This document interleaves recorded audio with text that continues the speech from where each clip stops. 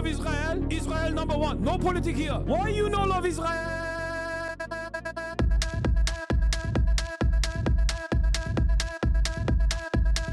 Oh, you hate it?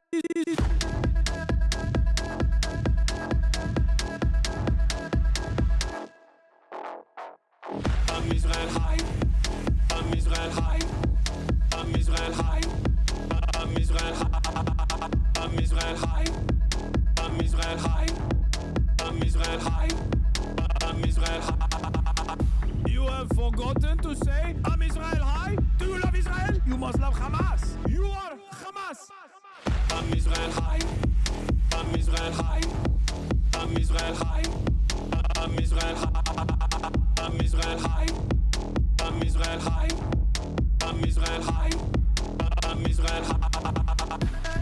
Oh, Israel not number one for you. Oh, anti-Semitism. Israel, small nation. Israel, tiny nation surrounded by scary Muslims. Ah, you are anti-Semitism. You are Hamas. You are Hamas. No politics here. Say Israel number one. Tweet Israel number one. No politics here. No politics here. No politics here. No politics here. No politics here. No politics here. No politics here. No politics here. Say you condemn Hamas. Say I'm Israel high. Say you condemn October 7. You are Hamas. No politics here. No politics here. No politics here. No politics here. No politics here. No politics here. No politics here. No politics here. What's going on, everybody? I hope everyone's having a fantastic evening, afternoon, pre-noon, no matter where you are in the world. I'm Hasan Piker, and this is HasanAbi broadcast coming to you live from sunny California, Los Angeles, folks. We're live and alive, and I hope all the boys, girls, and MBs are having a fantastic one because today's a beautiful day. Today's a wonderful day, coming to you live from 78 degrees and sunny California, Los Angeles, stolen Tongva land, stolen Tongva territory. We're live, we're alive, and I hope all the boys, girls, and MBs are having a fantastic one. It is 10:59 a.m. on this wonderful thirsty Thursday, March 19th, 2026. Let's fucking go. We're live, we're alive, and I hope everyone's having a great one. Who up stolen they land right now? Tomorrow's the day I will be in Cuba, in Havana. That's right, ladies and gentlemen, boys, girls, and MBs. This is the last day that I have on Los Angeles soil for at least the weekend. And it's almost Cuba Day. It's been months and months in the making, and hopefully we're going to get there. Anyway, yeah. This is part of the broadcast where I tell you about my personal news about what's going on in the world of Hasan. I've been playing between the time period where I press the stop streaming button and press the start streaming button. So help me God, that's precisely what I'm going to do. And honestly, there is, I did an interview this morning. I did an interview this morning. I did what else?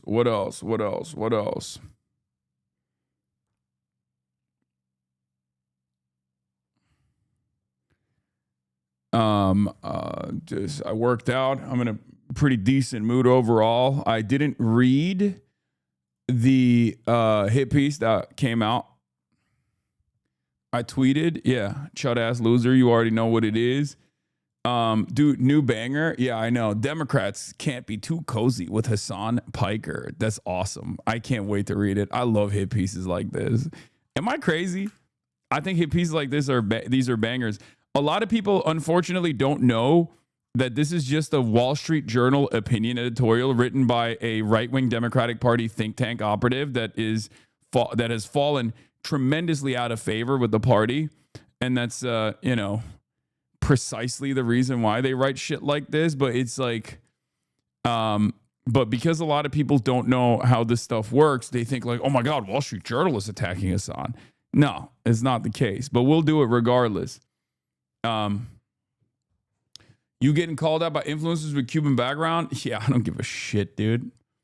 Yeah, I'm getting called out by the Wall Street Journal. I'm getting called out by influencers with a Cuban background. You know, I got ops everywhere, dude. I got ops everywhere. Yes, today's a shorter stream day than the usual, but regardless, if there's anyone who can like reliably skip this paywall, remove this paywall, I would love to dive into it. I don't know why they chose this photo of me. You can see my fucking pimple patch. Like, it's an ass cheeks photo, man. What are we doing here? You're going to get called out by gamers for not gaming. True, that too, obviously. Fran Hong Wen, brother, I'm going to do that, but you're out of your dang mind. I swear you need to do a media literacy segment. A lot of younger chatters in here have the same amount of media literacy as their hog counterparts and stumbled upon leftism. I know, but I do a media literacy segment every day on this broadcast. Like, that's my primary purpose here. That's why they got to show a 34-year-old adult got them big ass pimples. Yeah, I don't like that. But yeah, that's it. I'm blasting off real quick because honestly, I don't got too much time at this point. I don't got too much time at this point to just do any of this. We just gotta blast it off. Epstein Fury Day 19. Strait of Hormuz still closed. Trump blames Israel for gas field strike. Energy markets blow up. Unsanctioning Iranian oil.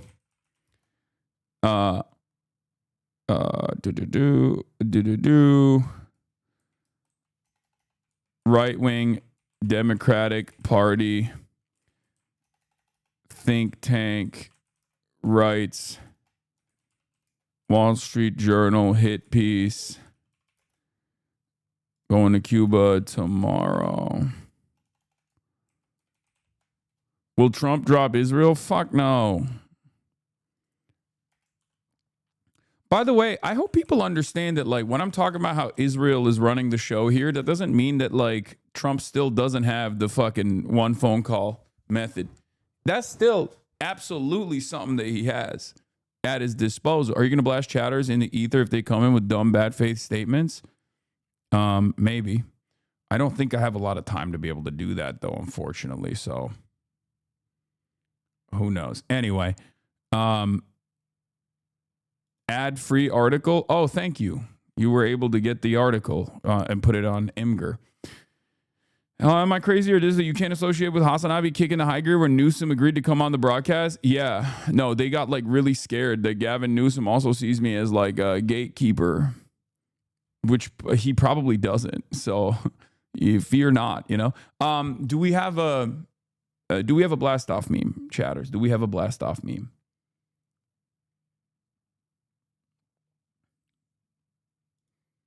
It seems like Iran might have actual MIRVs. Israel's Ben Gurion airport manager. There's a new type of weapon. It is not the same missile. Each one of the bombs can hit an aircraft, and the chance is higher than a single missile. Oh, yeah. That's a multiple reentry vehicle, right? Isn't that what that is? Doesn't that sound like something that has like submunitions that have targeting capabilities? An MIRV. We'll talk about that. We're fucking obviously monitoring the living shit out of the situation. We will not stop monitoring the living shit out of the situation. You already know. This is the number one spot to monitor the situation, all situations, but specifically this morning when I was working out here, I'm gonna blast off real quick. This morning when I was lifting and I was weightlifting, I was listening to the daily, which is what I like to do because it makes me angry and it helps me achieve a higher lift. It boosts my testosterone levels when I hear Michael Barbaro whisper sweet nothings into my ear and operate like a stenographer for the State Department, right? Especially as it pertains to foreign policy. It's very frustrating for me to listen. But this morning's daily was actually a little bit different. Many of you might have encountered this experience if you were tuning in during the post-October 7 period. You would hear me say something, and then maybe 2 months later, you would hear NPR repeat it, right? There was this like two-month latency period. Like we would talk about, you know, Israel utilizing drones that were sounding off like crying babies to try to get Palestinians out of their shelter so that they could literally kill them with drone strikes. I would cover that story, and then like no one else would really cover that story in mainstream news until like maybe like 2, 3, 4 months later down the line, you would see the same segment on NPR. The timeline from HasanAbi broadcast coverage to the New York Times has diminished because they are now openly admitting things that I was saying 19 days ago as far as like what I think is going to happen. That's a major improvement as far as like how fast even the New York Times is coming to terms with certain realities. I think that is a testament to how bad the war effort is going. I think that is a testament to how much Donald Trump has fucked this entire thing up, specifically for capital owners, right? Because the impact is being felt already. That people are terrified. I saw a Daily Mail article about like what it would look like if this war continued for 4 months, and what kind of collapse would take place in Europe and in Asia, right? Like people are talking about bread lines, riots, no more car travel, no more air travel, things like that for certain countries. So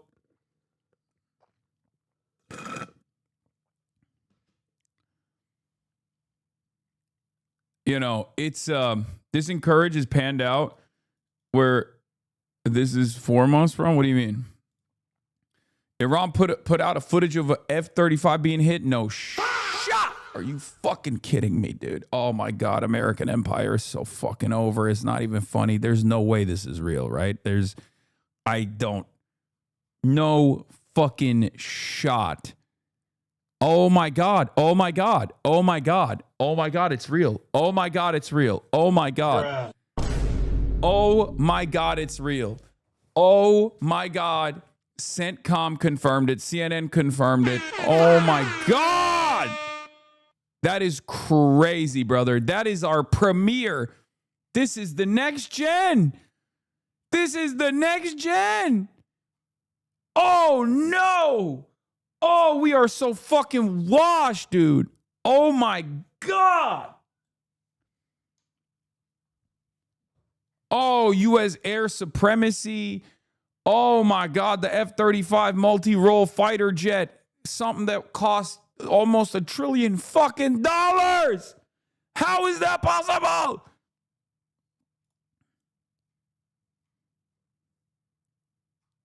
Sorry, we didn't know it was invisible. Oh my lordy. Donald Trump thinks this fucking plane is invisible too. Oh, that's so bad. Oh, that's so fucking bad. Oh, that's your healthcare. That's literally your healthcare. That is your healthcare that just perished, okay? We could have had high-speed rail, a network of high-speed rail on in this country. We could have had, oh my God, we have the fuck-ass jet F-35 multi-role fighter jet instead of healthcare in this goddamn country, instead of fucking schools, instead of high-speed rail. Oh my lordy, that is crazy. That is actually crazy.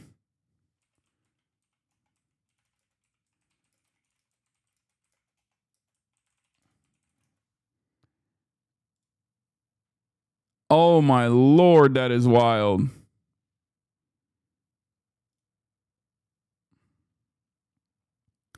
Wait, someone make this with QRT it with this? No, someone make it with, okay, I'm gonna fight IRGC. Damn, IRGC got hands. Or Iran.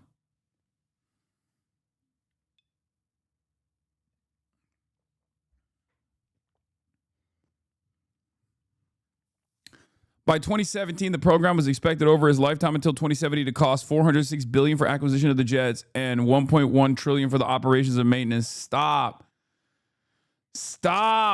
playing with me, dude. Inside Wire said it's fake. I mean, if CNN says it's real, CENTCOM says it's real, who the fuck gives a shit about what Inside Wire is saying, you know? Oh my Lord, dude. Sources tell me the F-35 is stable. Please, God. Bro said, here you go, and then sent this cropped ass image. Bro, this is ass. This is ass. Yeah, let me tune into Benjamin Shapiro. I want to hear what he has to say about whether or not this F-35 was shot. I don't see why any jet is incapable of being shot at. Brother, I need you to understand something, okay? The F-35 multi-role fighter jet is supposed to be the last generation fighter jet that the United States currently has at its disposal. It is one of the most costly endeavors we have engaged in, totaling more than $1 trillion fucking dollars. If they are capable of being taken out by, relative, like conventional loitering munitions or surface-to-air missiles, that directly contradicts the air superiority argument that the American government can utilize. That also is a major blow to the confidence that we could have. This is not like some old tech that we're working with, where our foreign adversaries have had years and years and years of combat experience to basically design a way to successfully counteract. It's unbelievably bad. It is unbelievably bad if the F-35 is actually taken out by Iranian anti-air missiles. Do you understand? It shows two things. Number one, they still have denial capabilities. Okay, Iran still has denial capabilities, and they're very successfully utilizing it. Number two, it also shows us that the American air superiority is busted and dusted. It's unfucking believable.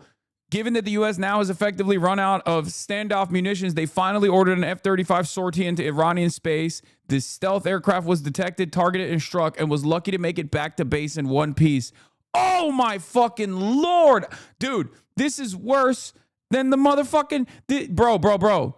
This is literally worse than the gas field shit, okay? For all the missile autists, for all the plane autists, this was something that I could not believe when the New York Times initially reported that a F-35 was dinged by the Ansar Allah, the Ansar Allah loitering like anti-air defenses. I thought there's no shot. How the fuck would the Ansar Allah movement have a capability to hit the F-35? It turns out they did. It turns out this is real. Yeah, F-35, turd. F-35 is right.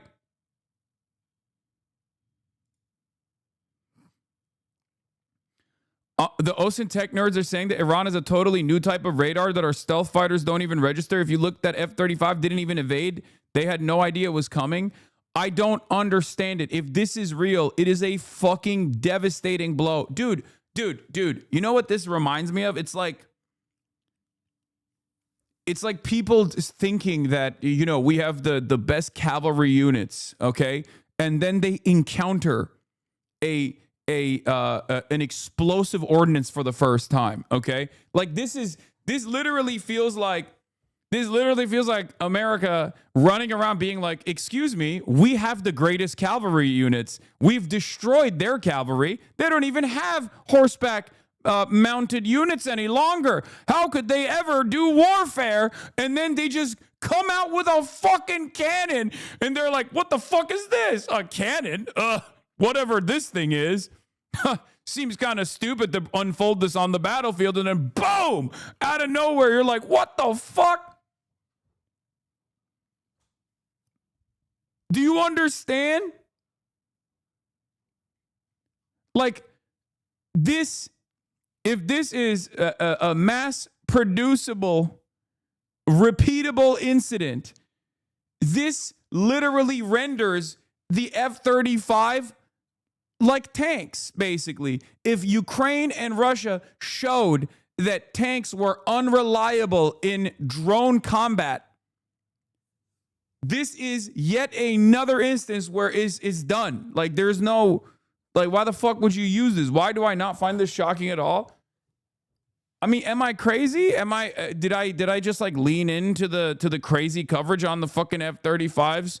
That I just assumed that it wouldn't be like this $1 trillion operation would not be taken out by fucking Iranian missiles this easily?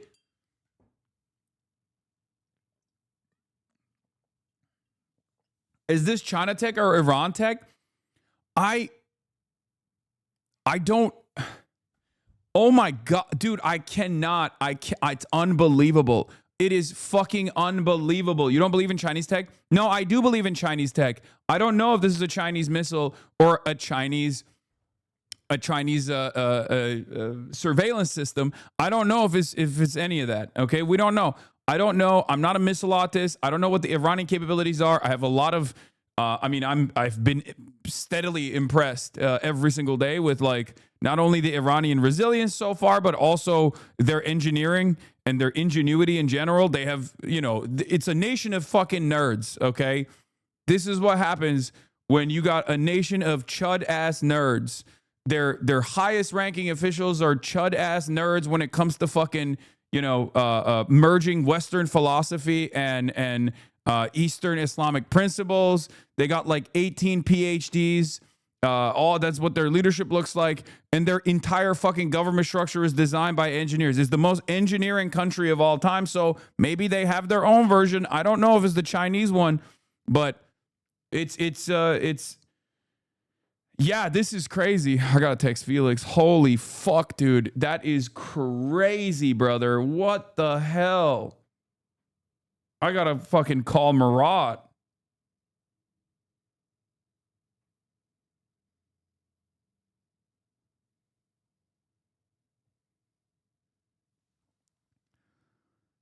Let's not get away with it too much. Russia and China are helping Iran, buddy. Okay, dude. Listen, that could be the case here, but like the idea, dude, I can't believe it. I can't believe it. It's $1 trillion. It's $1 trillion. $1 trillion. Are you fucking kidding me? I'm losing my fucking mind.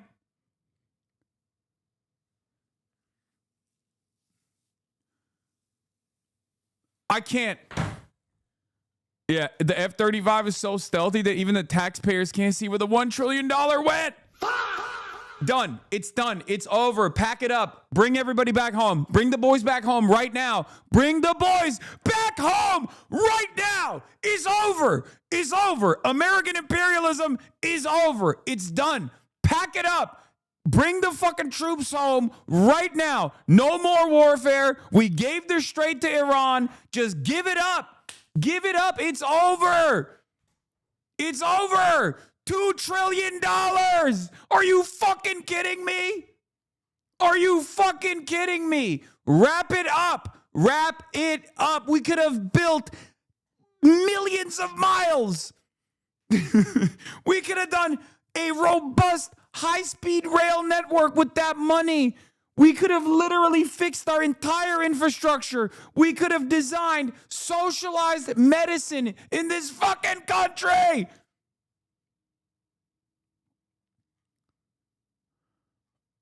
I can't believe it. This is unbelievable.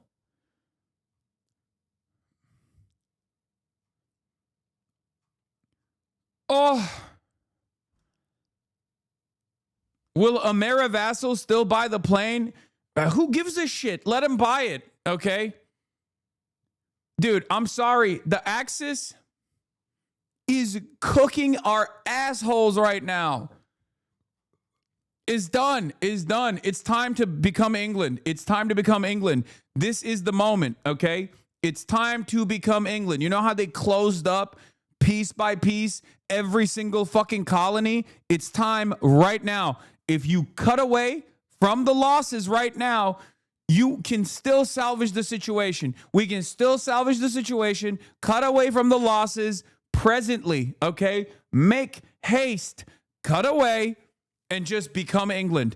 And then you can just, you know, we can be England. It's fine. England is fine. I mean, they're suffering right now because we're cooking their asses, but like it's over. It's done. It's done. American empire is done. It's done. Write it out.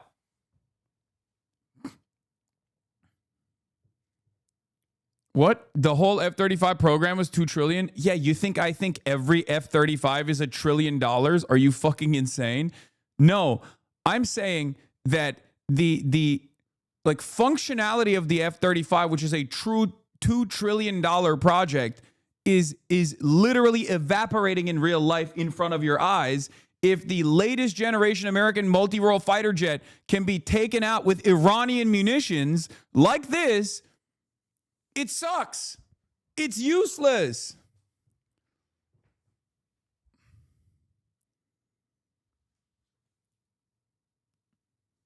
The F-35 got obviously hit by some optical targeting system like the Iranian Object 359, some very cheap but clever system. The F-35 didn't even use its flare, so it wasn't some manpad. That's what I'm saying, bro.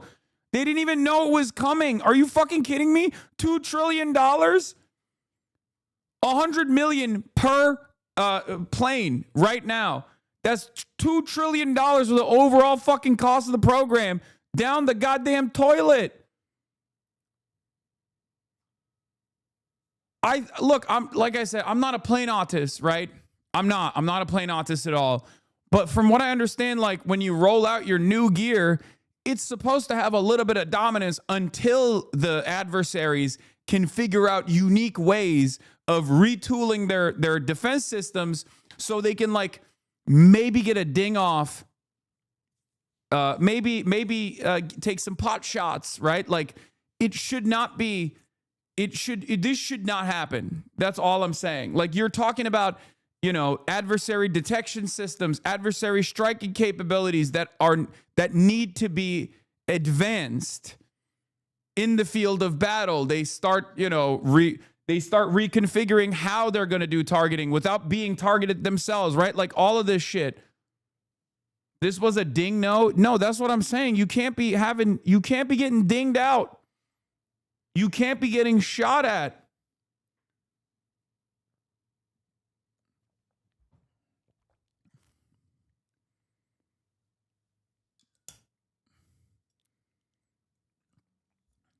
The F-35 isn't new anymore, man. It's almost 20 years old. The F-47 is the new one that hasn't been shown off yet.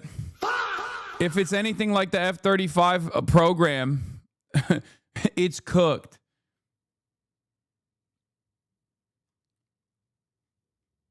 Is my industry? Contract bloat is real. I mean, I know this industry. I am very familiar with this industry. Okay? There's a reason why everyone is covering this story, by the way, because this is a profound development. It's also F-47 is meant to replace the F-22, not the F-35. I mean, this is insane. What you're saying is true, but without real combat to test these things out, people developing the weapons can make wrong assumptions. Same thing happened with naval warfare during the First World War. Okay, but this is a spectacular failure, especially because America has been at war non-fucking stop. Non-fucking stop. Bro, you don't know our real multi-role supremacy. She goes to another school.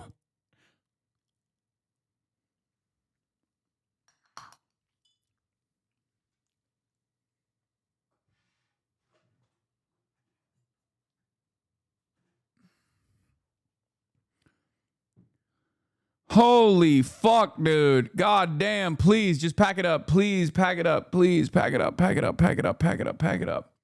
Just pack it up. We got to pack it up ASAP, bro. We got to pack it up ASAP. It's done. It's over. It's done. It's over.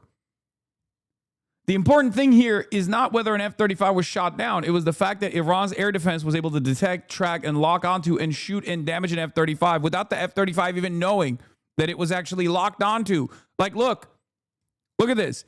Breaking. IRGC claims F-35 hit over central Iran. Footage unverified. Iran's Islamic Revolutionary Guard Corps said its air defense struck a U.S. F-35 fighter jet around 2:50 a.m. over central Iran, claiming the aircraft was seriously damaged and likely crashed, though its fate remains unclear. So I need you to understand something. This means, one, Iran still got hands, which we knew already, okay? And what I mean by that is, like, they very clearly still have anti-air defense systems in play. What happened to the air superiority argument? America was like, oh, dude, it's over. We already have full-blown air superiority. What did I tell you? I told you that they have weapons that they fucking roll out randomly. They don't have stable, fixed position anti-aircraft munitions because they would get lasered like on day 2. So they periodically roll out their fucking anti-aircraft weapons, okay? I told you that.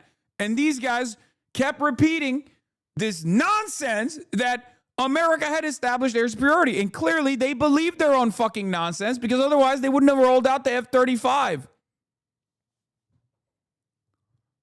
So that's number one. So their defenses have not been obliterated, clearly, okay? Number two, this puts a direct blow in the American force projection capabilities. If your last gen fighter jets, if your last gen multi-role fighter jets that cost $2 trillion with the R&D and with all the fucking procurement are getting dinged without even noticing that they're getting dinged by Iranian missiles, is over. Is over. Bro, like, anyone after today that comes at me and tries to say, well, bro, we would fucking destroy China, can suck my cock from the entire back, okay? You can start sucking from my asshole before you get to my penis. Are you out of your fucking mind? Are you out of your fucking mind, dude? Look at this. Yani Erdoğan haklı mı çıktı? No, Erdoğan hala istiyor. Erdoğan hala istiyor.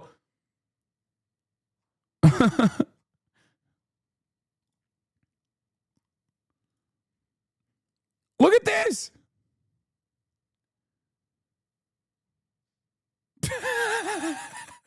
That's crazy.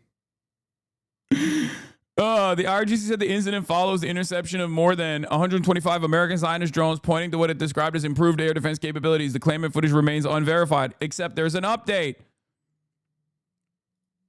U.S. F-35 fighter jet damaged by suspected Iranian fire makes an emergency landing at a U.S. airbase in the Middle East, sources say. Bro, we have daisy-chained stratotanker after stratotanker after stratotanker because we don't have any fucking bases in the region that aren't in arm's length distance from Iranian drone strikes and Iranian cluster munitions.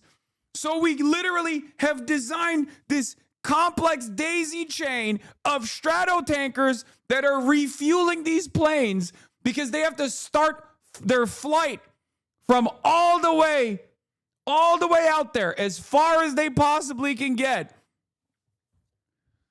And then they make their motherfucking way to the Iranian airspace and they get clapped? Oh my God. Oh my God. Sorry, we didn't know it was invisible. Greetings from Serbia.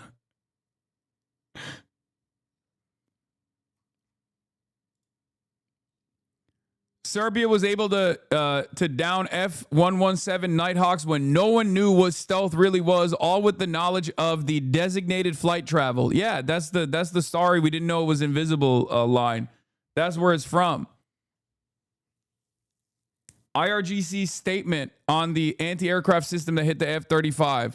Iran's Khatam al-Anbiya central headquarters says the proud, knowledgeable, and valiant youth of the aerospace force of the IRGC after the imposed 12-day war succeeded in developing new air defense. No shot. No, they did not design. There's no way that they were like, get the autists together. We have to find a new air defense system. Write it off. Since the 12-day war, they did not design a new anti-air defense system since the last 12-day war. This has to be Chinese tech. Okay, I take it back. I was skeptical that it was Chinese air defense, but now I think it must be Chinese because yeah, you can't just fucking design an anti-air defense system in like a matter of months. Okay. Never mind. Okay.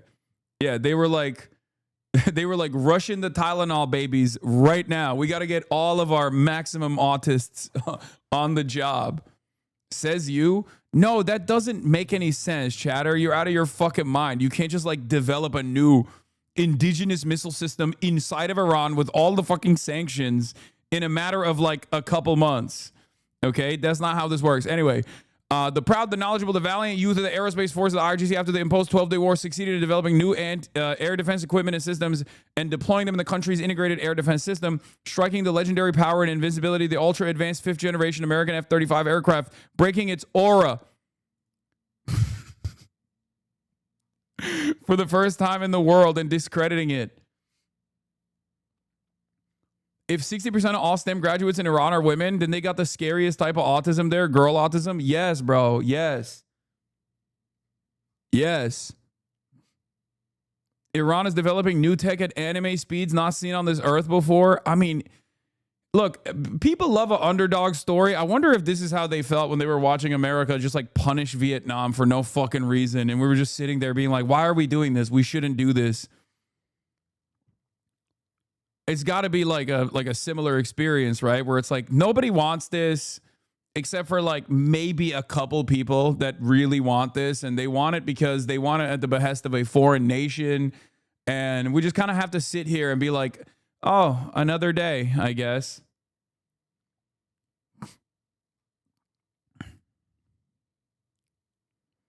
F-22 cortisol spike.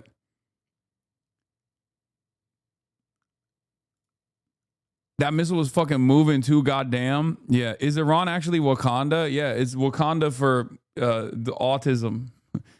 It's autism. It's autism Wakanda. Also, China is kind of like that too. Let's be real. Remember, another country with fucking STEM lords out the wazoo, out the ass.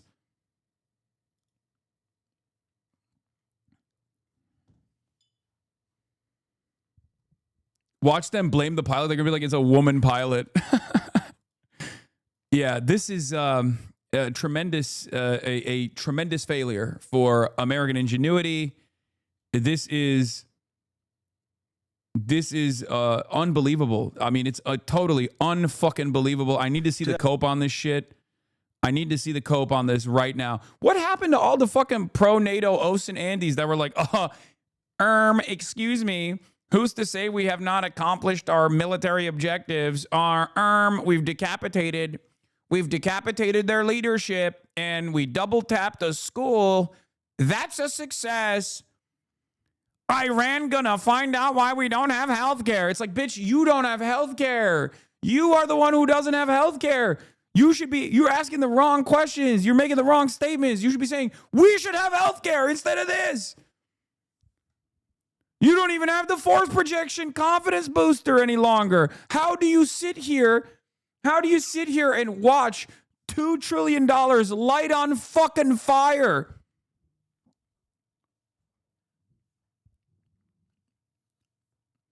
What has NATO have to do with it? This is a U.S. operation. NATO is U.S. and I'm referencing like the pro-NATO, pro-U.S. Andes.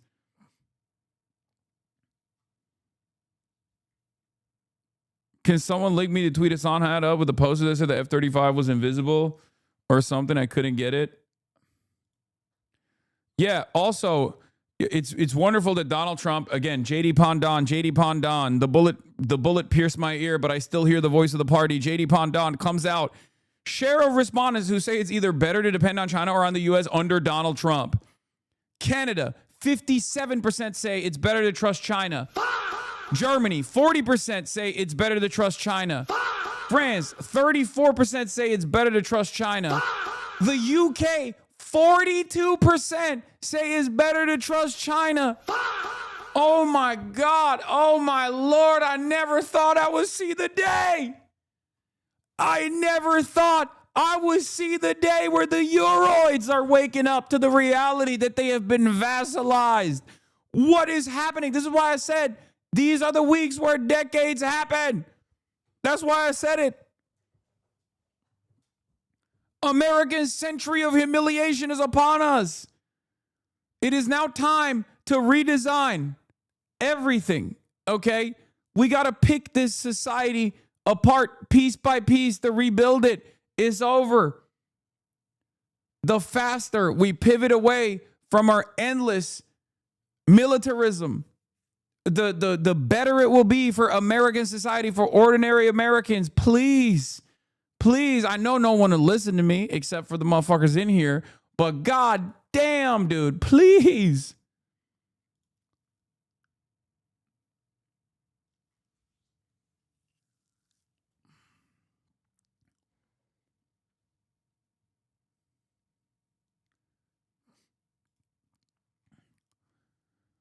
Oh, for years and years, I have spent countless hours explaining that American militarism and American imperialism is not good for the European allies that have been vassalized. American imperialism is not good for the ordinary Americans that don't benefit from the imperial bounty. For years, I have explained that we are spread far too thin, but even I never thought that it would take a matter of like weeks for America to come short. All it took was for a country to say, all right, fuck this. I'm not playing ball any longer. And even that country was actively trying to negotiate over and over and over and over again. Even that country kept saying, Iran kept saying, please, let's negotiate. Please, please, let's negotiate. And our fucking fat cats thought that that restraint was not because of their naivete, but that restraint was because they were terrified. That's what we thought. American hubris. We thought their restraint and their interest in negotiating with us was born out of a real fear. A real fear of American military superiority. We have the most sophisticated weapons. We have the best weapons. You said this like 5 weeks ago too. I remember thinking, inshallah, one day. I did. I've been saying this for years. Having said that, however, I did not think it would be this much. I did not think it would be this fast and this embarrassing. Even with the 12-day war, I thought, okay, there will be a lot of pummeling. They'll blow the fuck out of, they'll blow up the positions. They'll close up the tunnels. Iran won't have the striking capabilities. It turns out American capitalism was also our biggest security weakness, our biggest flaw, because of the complex international design of global capital. You can just hit the heart of capital centers. You can hit profit centers from Iranian TELs. You can hit American profit centers by shutting off the fucking Strait of HORMUZ, for example. And then when you do that, the entire system falls apart. It's a very weak system for that reason. An incredibly important lesson to learn here, for the record. From the last frames of the F-35 being hit by Iranian air defense, it looks like some type of shrapnel got in the air intake and damaged the engine, but the airframe looked largely intact. The important thing here is not whether the F-35 was shot down. It was the fact that Iran's air defenses were able to detect, track, lock onto, and shoot and damage the F-35. This alone is a form of deterrence, forcing the U.S. to continue using expensive standoff munitions with their non-stealth aircraft and avoid using F-35 with impunity. I know where it landed. There's only 2 bases. I live here. It was flying over me. Really mad. Oh my Lord. Oh, Lordy, Lordy. And this is not like Russia.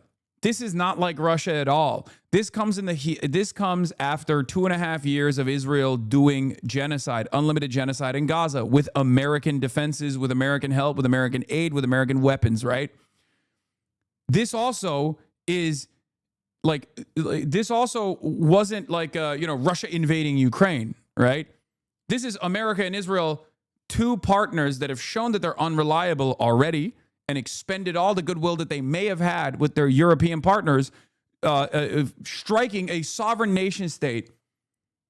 So right now is open season for Iran. They have every right to defend themselves. So every single thing that they do, every single military goal that they achieve, every single profit center that's hit is not being, the blame and the responsibility is not being put on Iran. It's being put on America and Israel.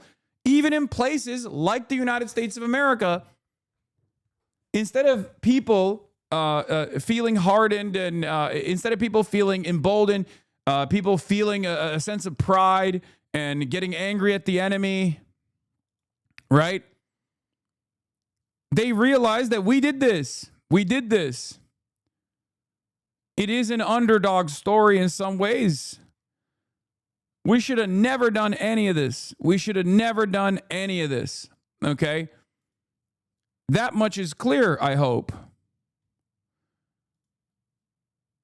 My Lord, here, let's watch the impact a little bit. National gas prices. Almost immediately in the prices people pay here at the pump. Overnight prices I gotta rising pee. another 5 cents. The nationwide average now $3.90 a gallon. Since this war began, prices have jumped 96 cents, and they are now at their highest levels since 2022. That's when they hit $5 a gallon. Meantime, diesel prices, that is the lifeblood of the American economy. It fuels shipping, trains, semi-trucks, hauling products, and of course farmers use this fuel as well.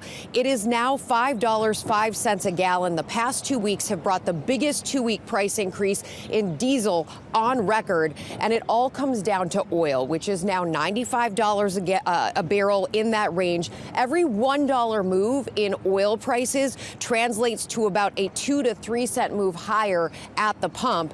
If sustained, this would mean that households are adding about $1,000 or more to their costs over the course of a year. And if you think about this, this is part of everything. Heating costs, the cost of an Uber, the cost of food, it ripples through the entire economy, Robin. Many people are thinking about that. You're right, Rebecca. Thank you.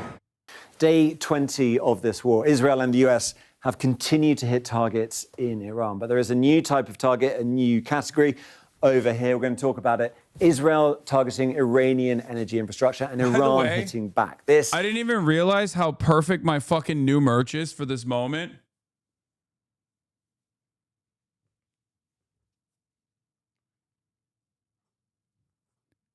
Look.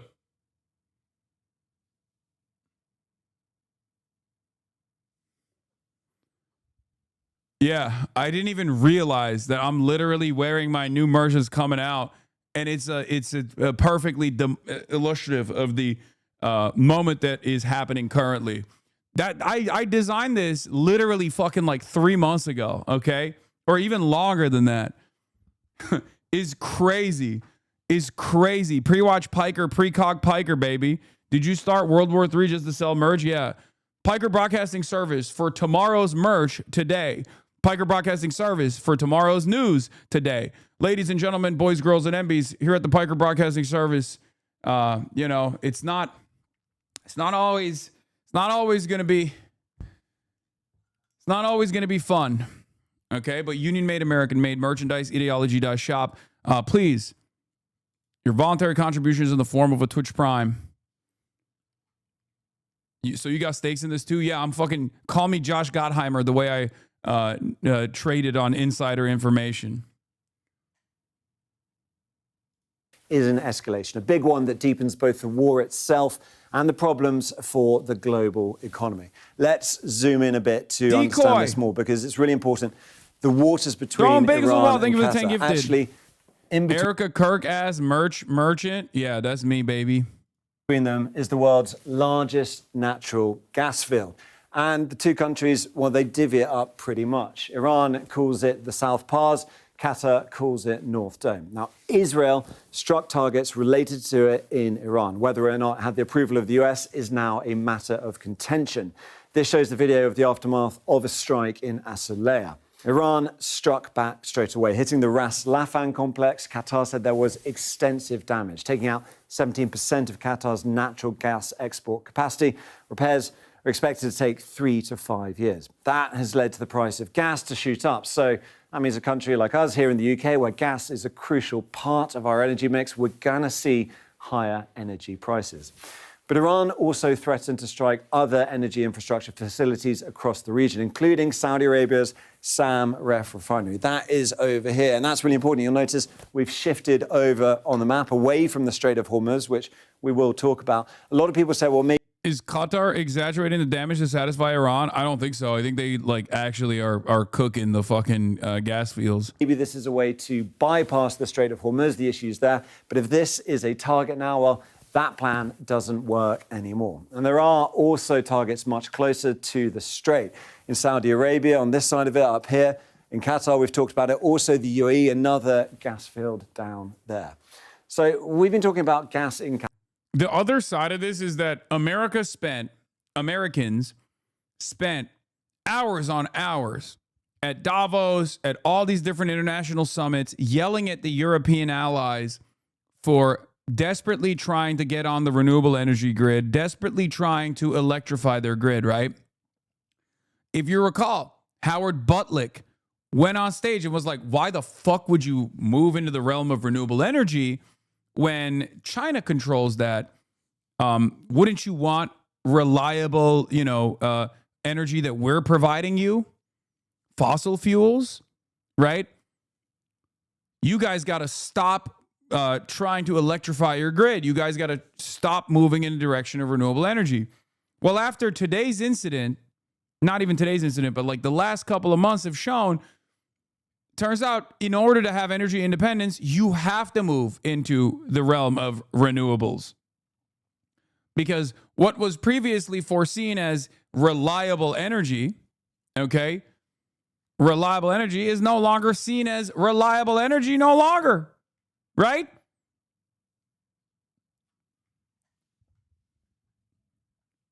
Look at Cuba. The fact that they have any energy whatsoever right now after 3 months of not having any oil come onto the island is because 30% of their entire energy grid is now solar panels due to Chinese solar panels that have been sent, that have been shipped off.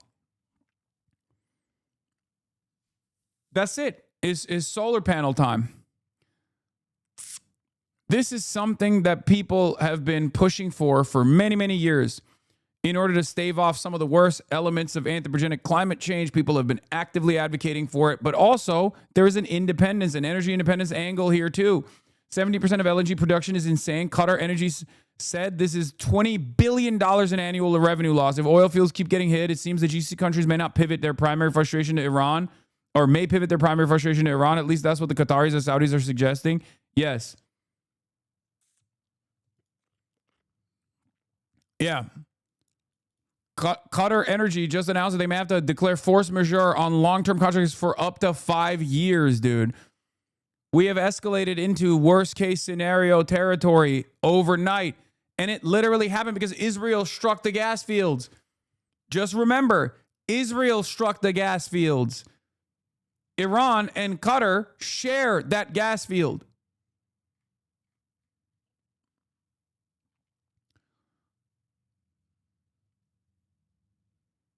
Force majeure means forced closure is done. They're packing it up. Like they're packing up the contracts. They just don't have the capability.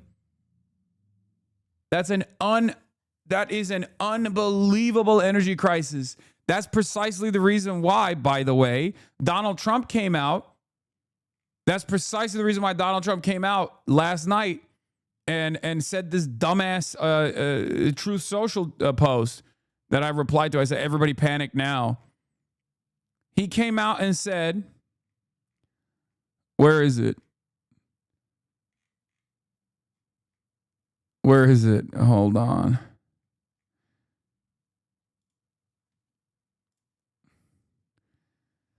Statement from President Trump on the South Pars gas field. Israel, out of anger for what has taken place in the Middle East, has violently lashed out at a major facility known as South Pars gas field in Iran.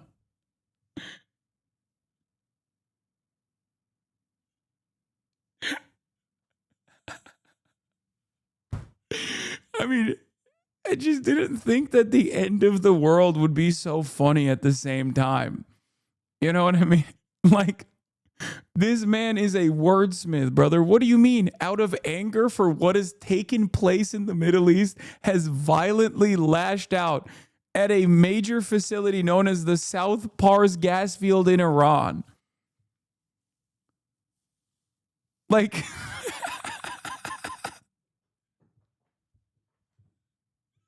like, this is, Israel just got real mad. Who knows why? And then they just lashed out at a facility.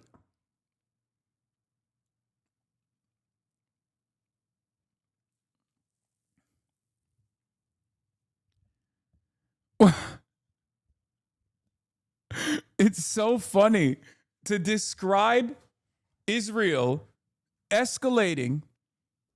Okay, Israel escalating its unlimited bombing campaign to new targets that are predictably going to cause energy collapse in the world. And it's just the way he tries to describe it. The way he tries to describe it is like the New York Times trying to write about an incident where Israel like blew up a school with orphans or something. You know what I mean? You know how like the New York Times loves never putting the blame directly on Israel when Israel has blown up yet another, orphanage or whatever. That's Donald Trump's own version of like passive voice, but he's obviously incapable of writing in passive voice because he's not the New York Times editor, right? Like the New York Times editor has spent decades upon decades correcting and perfecting its passive voice when it comes time to like writing about police involved shooting incidents, right? As though bullets materialize out of thin air. And the same thing for Israel, right? So when Donald Trump tries to do that, it just comes across very funny. Like it's hilarious to watch a genuinely stupid man get together with his team of also genuinely stupid people to be like, how do we make this work? I can't blame Israel too hard, but it's just they've lashed out violently at a facility because of all the stuff that's going on in the Middle East. Who started it, man? And then the rest is even funnier. A relatively small section of the whole has been hit. The United States knew nothing about this particular attack.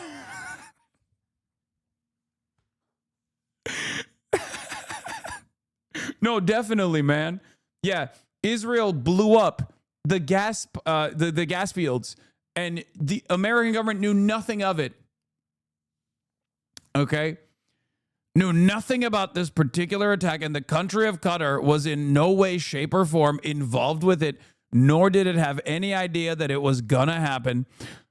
Unfortunately, Iran did not know this.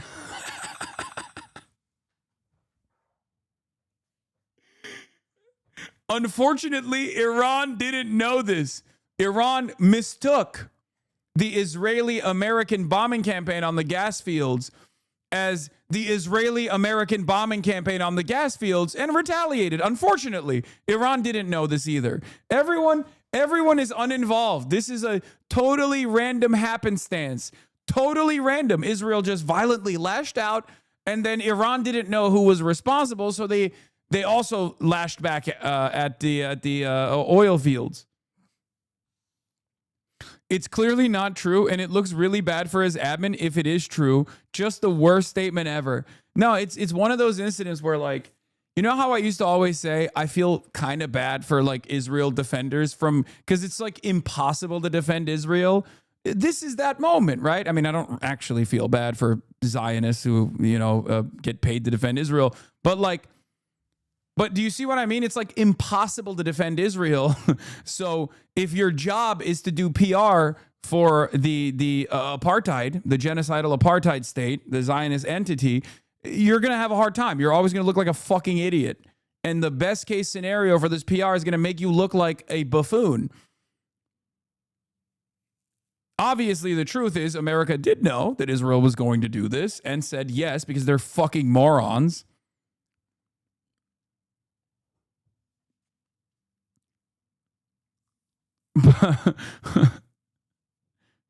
But it's awesome. It's awesome that Donald Trump tried to throw Israel under the bus here, but did so in the worst way possible.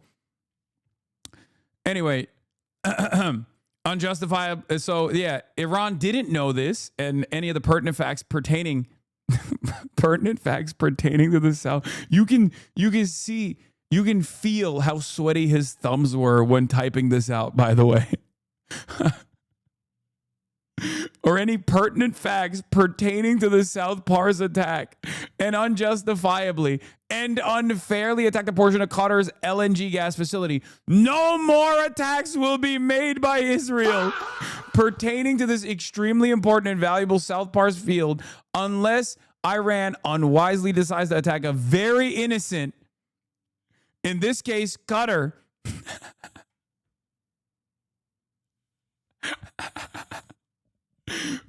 Very innocent, in this case, Qatar, in which instance the United States of America, with or without the help or consent of Israel, will massively blow up the entirety of the South Pars gas field at an amount of strength and power that Iran has never seen or witnessed before. Now, understand something. This part doesn't match up with this threat. Because guess what?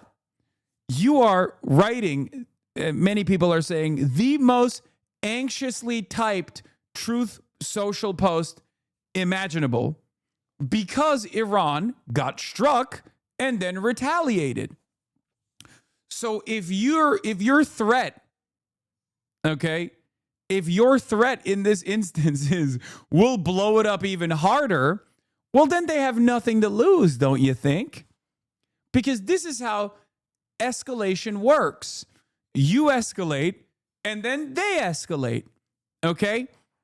So if you're shitting your fucking pants because Israel, without your knowledge, struck first on the Iranian gas fields, and then Iran retaliated, and it caused you to panic so hard that you wrote this entire thing, this threat doesn't make any sense. You can't just be like, Israel really fucked up by striking this gas field, and then Iran didn't know any better, so they struck back. But if Iran does it again, we'll blow it up even harder. It doesn't make sense. Then, okay, you blow up the gas fields, Iran will literally nuke the entire energy production in the region. Like, this logically doesn't make sense. Okay? Also, it's pretty funny where he's like, without the consent of Israel. What do you mean? Why the fuck do we care about the consent of Israel? You goddamn dog. You're the American president. Act like it. Anyway, will massively blow up the entirety of the South Pars gas field in an amount of strength and power Iran has never seen before. He's like a child. I do not want to authorize this level of violence and destruction because of the long-term implications that it will have on the future of Iran. But if Qatar LNG is attacked again, I will not hesitate to do so. Thank you for your attention to this matter. President Donald J. Trump.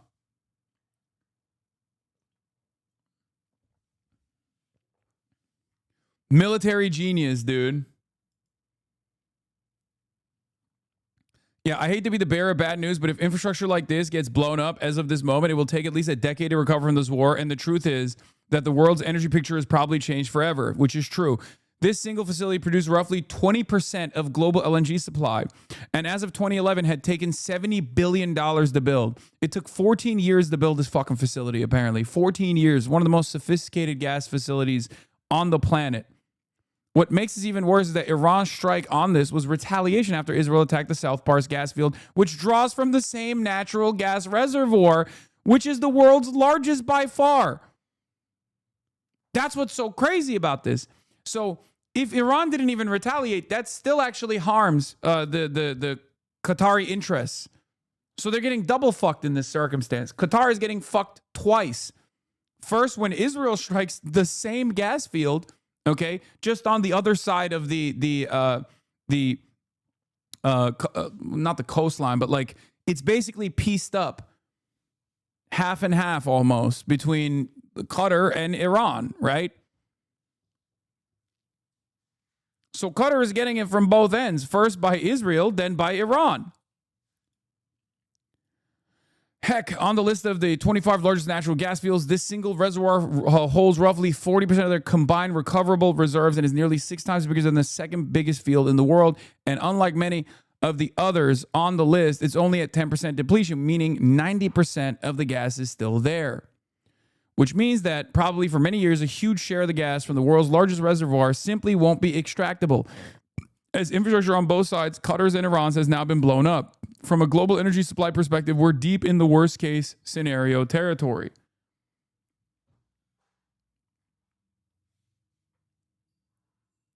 I voted for this. I voted to perish the world's largest natural gas reserves.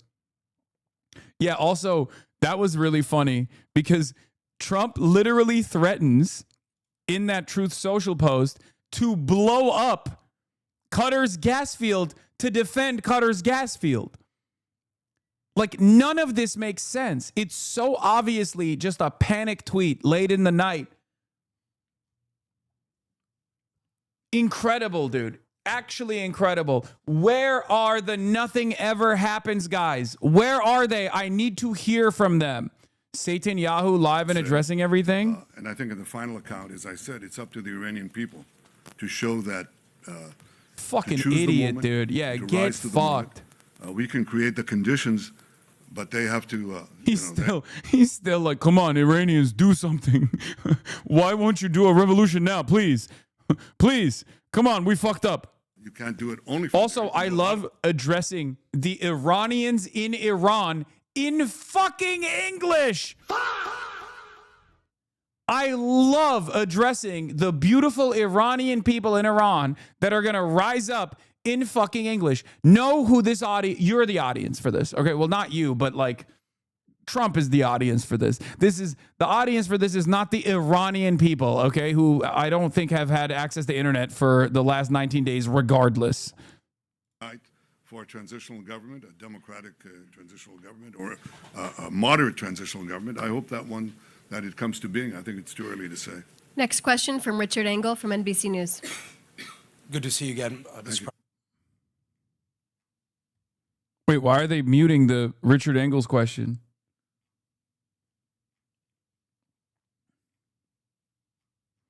You think someone fucking punched him in the mouth and that's why his lip looks busted? You think he's dead? He's alive? Yeah, guys. Oh my God. Well, I yes, think we he's have alive. concrete goals, how to do it, how to end it. We wanted, as I said, decimate the ballistic missile program, which we're doing. Decimate the well, and then Netanyahu speaks about Iran not having missiles. Iran has fired a few towards the north. I think that those are goals that are achievable, but I'm not going to put a schedule or a stopwatch on it. I think we have goals. I think they mute the questions because they are worried that someone might ask a pretty bad one. This canard, something like that. That we drag the United States into it is not just a canard. It's ridiculous. A canard. He's saying tropes. He's saying, oh, guys, the thing that I came out and sweatily revealed on the first day of us striking Iran. That's a canard. That's an anti-Semitic canard. In not acting. What do you think would have happened if America did not act now? Just imagine what would have happened. In a few months' time, no more than a year. What would have happened? None of the awfulness that has taken place so far, actually. It would have been awesome. Things would have been so much better. The world would not be collapsing. The global energy markets would not be sweating bullets right now. You know, just a lot of shit that would not have taken place, actually. Do you think any of the things that are going on are good? Do you like what's happening even in Israel? Missiles that can hit Chicago and New York and Florida and Texas and California. Oh, but they don't have it yet. That's what people said. Right, let's wait. Well, just let them do it. I mean, he's a demonic guy, but I've also never really seen him this frazzled either. Like, he also seems shook. He's fucking crashing out. Months to prevent them from doing it and to just decimate these industries and perhaps achieve this transitional government in Iran. So you'd sit back and you say, well, it's not going to happen in the next Thursday, so let's not act. I tell you that there's enormous risk in not acting. Much greater risk than acting.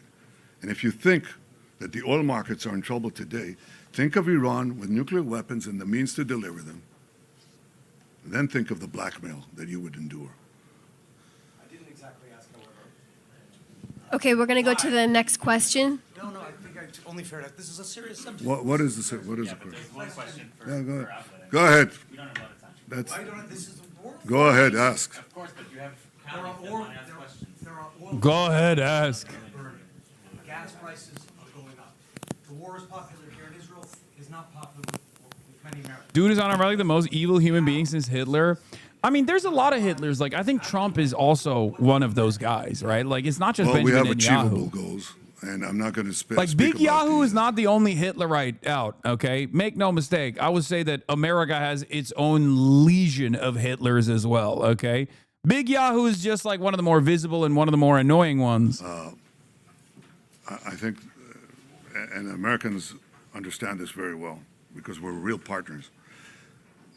I think that what has to be done is to have alternative routes. I don't know why I love calling him Big Instead of going through Yahoo. the choke points of the HORMUZ Straits and the Bab el-Mandeb Straits, in order to have the flow of oil, just have oil pipelines, gas pipelines, going west through the Arabian Peninsula, right up to Israel, right up to our Mediterranean ports, and you've just done away with the choke points for forever. That is definitely possible. So I see that as a real change that will follow this war. But I also see this war ending a lot faster than people think. First of all, I just want to say you I'm have alive and you're all in war, you have witnesses. to grit your teeth. Churchill said, Oh, brother. Churchill democracies said. suffer from the slumber of democracies, as he called it. And they only wake up, he said, they may wake up only when they hear the gong, the jarring gong of danger, is the way he put it. Well, you're hearing the jarring gong of danger. The jarring gong of danger is Iran gets nuclear weapons and ballistic missiles. I think the entire world knows that Iran is a more stable actor than Israel. Iran doesn't have nukes, but should get nukes. That's my assessment for the record, so that the world is more stable. And Israel is infinitely more dangerous with the nukes that it currently has. Danger in time. But leaders are tasked with the task of seeing danger in time and acting on it. And I hope that in time, people will see the wisdom and the courage of President Trump's decision and his leadership, and the fact that we're working together. America is not fighting Yo, for the Israel. Netanyahu body double America doing is too fighting much? with Yeah, Israel Big for a Yahoo's common body goal, double's acting to out. protect our future, to protect civilization against these barbarians. Next question, one question, Guy Azriel from I-24 News. Thank you, Prime Minister. Guy Azriel, I-24 News.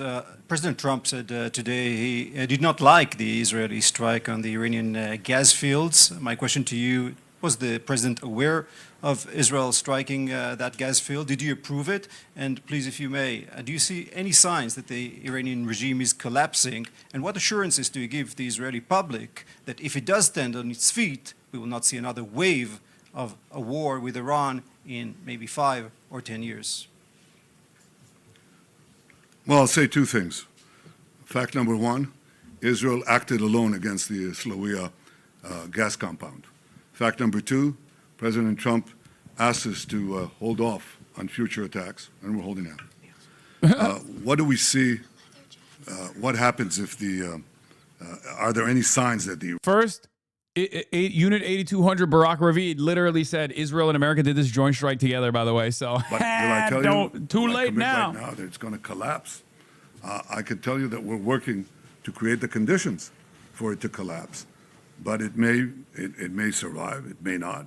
If it survives, it'll be a lot weaker. There's no comparison. It'll be at its weakest point, shorn of industries that it built over decades, death industries, shorn of many other capabilities that they have, and equipped with the experience, with the knowledge that if they try it again, they'll be hit again even harder. I cannot tell you of the technological developments that we are engaged in to anticipate this and other possibilities. But Israel has shown that it can do wondrous things. And in partnership with our American allies, we can do amazing things, amazing things. As Pete Hegseth, the Secretary of War, said, these are the two most amazing air forces in the world. It's the two most amazing intelligence services in the world. It has the capabilities to joined at the hip. confront these barbarians and to outstrip them, both in innovation. Yeah, Big Yahoo's Big Yahoo's now saying, "Oh, they didn't know, and we won't do it again." The Israelis reply, "Trump knew. We're joined to the hip in this." Contrary to Trump's statements, senior Israeli and U.S. officials have said that the United States had prior knowledge of the Israeli strike and even approved it in an attempt to pressure Iran. After the Iranians retaliated against Qatar's gas fields, Trump is now changing course.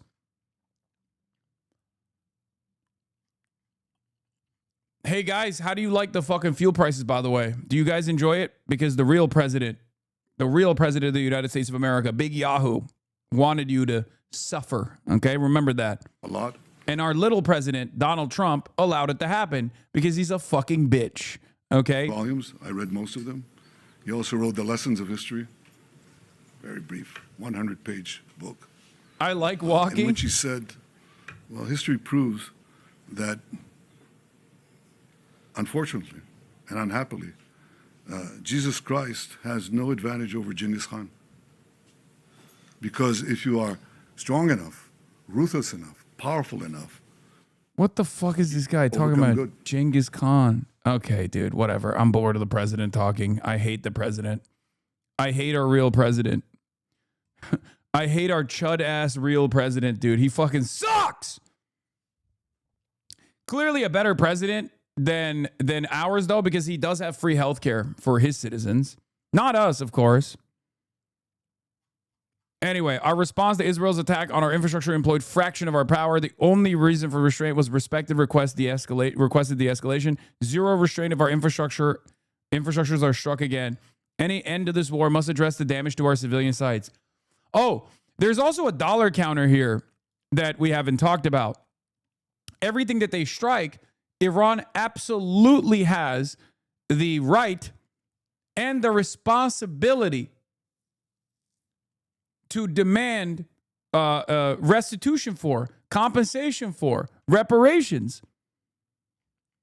That's the other side of the story as well, which they probably will ask for, understandably.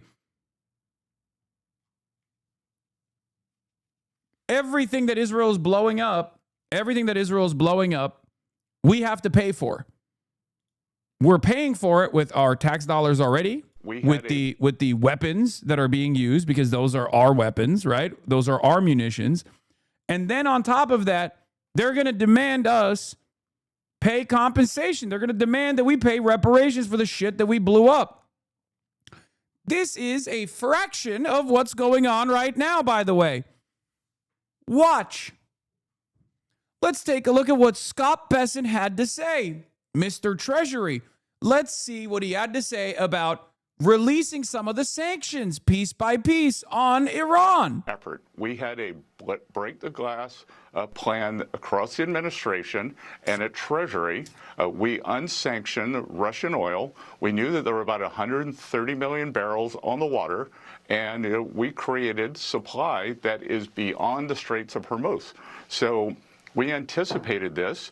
We knew that there could be a temporary, and I want to emphasize temporary, choke point there, and there was 130 million barrels of floating storage.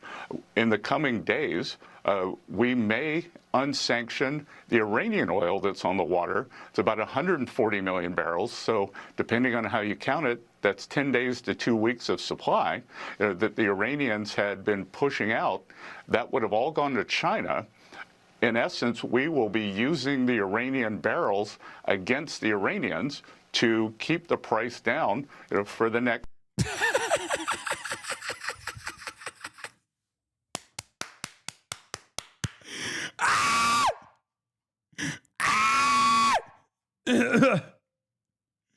Oh, glorious. Fucking glorious. We're going to release the Iranian sanctions so that we actually hurt the Iranians is a fantastic, fantastic gambit. Masterful gambit, sir. Thank you. Thank you so much. Hey, you know what also helps Iran? The fact that their oil tankers are the only ones that can cross through the Strait of Hormuz right now. as the price of the oil barrel has also skyrocketed. You know who this helps? Russia. You know who this helps? Iran. Ironically enough. Now that the Strait of Hormuz is closed effectively and the price of fucking crude has gone up, every single barrel that Iran is capable of selling to the rest of the world is even more expensive. And therefore, they're making even more money. 5D chess here, okay? It's awesome. For the record, we should have never been fucking sanctioning the shit out of Iran to begin with and like starving its economy. This fucking dipshit literally celebrated that. Openly said that the reason why there is discontent in Iran right now, the reason why there are mass protests in Iran right now is because we effectively starved out their economy. We destroyed their regular, ordinary people's normal existence in the country. He said it. He said it. Remember. And now, forcibly, Iran is recovering those lost assets, the economic damage, piece by piece. 10 or 14 days as we continue this campaign. Iran sets up approved shipping corridor through Hormuz. Iran is allowing select vessels to pass through the Strait of Hormuz along the routes inside its territorial waters after their prior approval, with at least one tanker reportedly paying $2 million for transit, according to Lloyd's list. At least 9 ships have already used the route near Larak Island, where the IRGC-linked authorities verify vessels. Governments including India, China, Pakistan, Iraq, and Malaysia are coordinating transit requests directly with Tehran. Lloyd's list reports Iran is moving to formalize the system. Ship owners must submit detailed ownership and cargo information in advance, often via intermediaries, to register for clearance, with vessels tied to the U.S. or Israel excluded. Traffic remains minimal, with just 15 transits recorded from March 15th to 17th, about 90% tied to Iran-linked trade or ownership. So now they're collecting a toll for pass-through, for safe clearance through the Strait of Hormuz.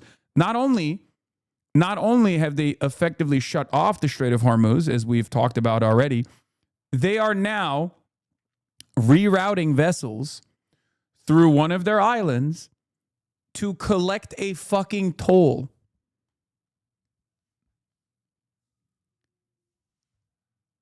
Incredible.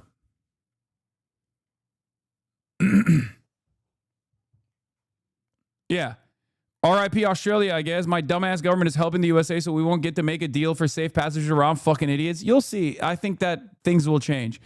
This is also part of the reason why Iran is directly communicating, from what I understand, with the French and the German and the British governments. I mean, maybe not the British one, actually, but they're definitely talking to the French government and the German government.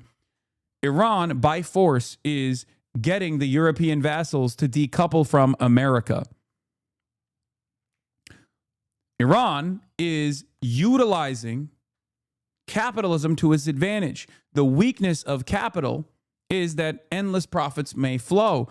And if your goal is to keep this entire system together, a fragile system, as Iran has shown, okay, and you have to abide by your capital masters, your capital owning masters, you have to sometimes cut a deal with Iran. You have to forcibly decouple from the United States of America. It's brilliant. It's brilliant. Truly. It's a brilliant move. None of these guys were going to do it, even if America turned around and said, we're going to fucking take Greenland. It's clear. European capital owners straight up showed their asses in that last bout when they were like, wait, what do you mean, Mr. President? Why would you take over Greenland forcibly? Why would you forcibly annex Greenland? It's your territory already. Like, why would you do that? Why would you embarrass us openly? Right? And they were able to cause America to stand down, right? For a brief moment. But the damage was already done.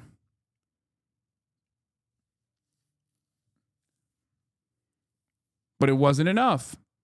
Mertz and all the fucking Eurocucks like Rutte still went back to the United States of America, still kept calling America daddy over and over again. And then America went in with Israel and did this thing and collapsed the energy markets. And now Iran has effectively shut off the Strait of Hormuz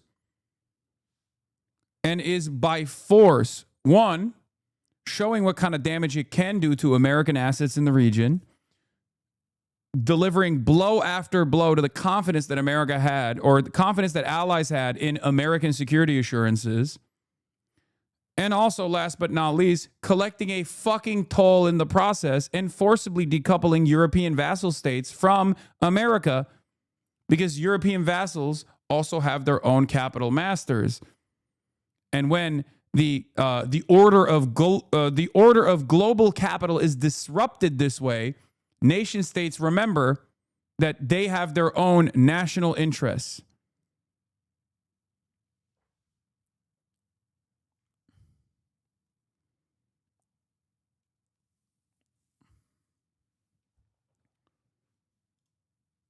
Yeah, the toll here, they openly stated it yesterday.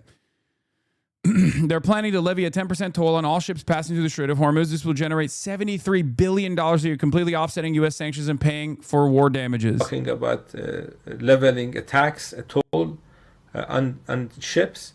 You know, in normal times, about $2 billion worth of goods pass through the Strait of Hormuz every day.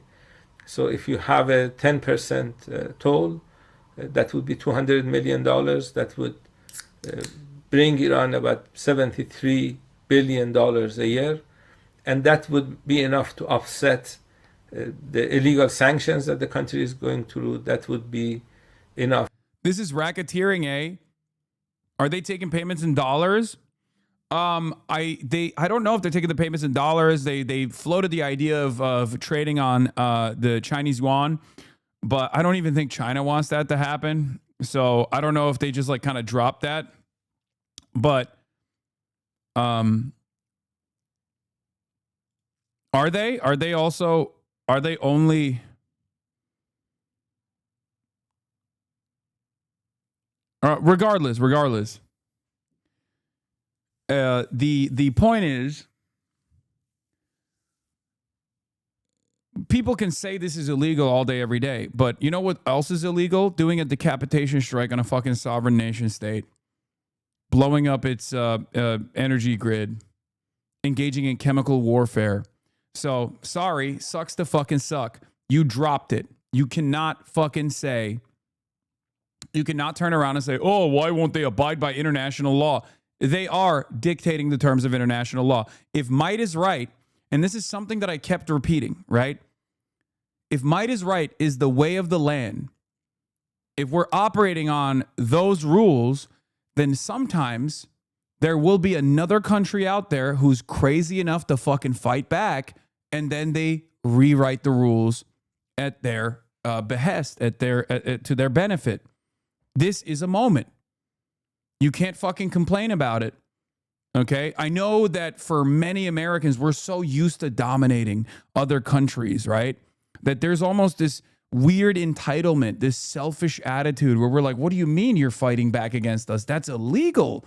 How dare you? How dare you blow up our military bases? This is something that I kept hearing from the Gulf states and America over and over again. They were like, Iran is fighting back against all of its regional neighbors. Why are they doing that? It's like, well, why the fuck do you think?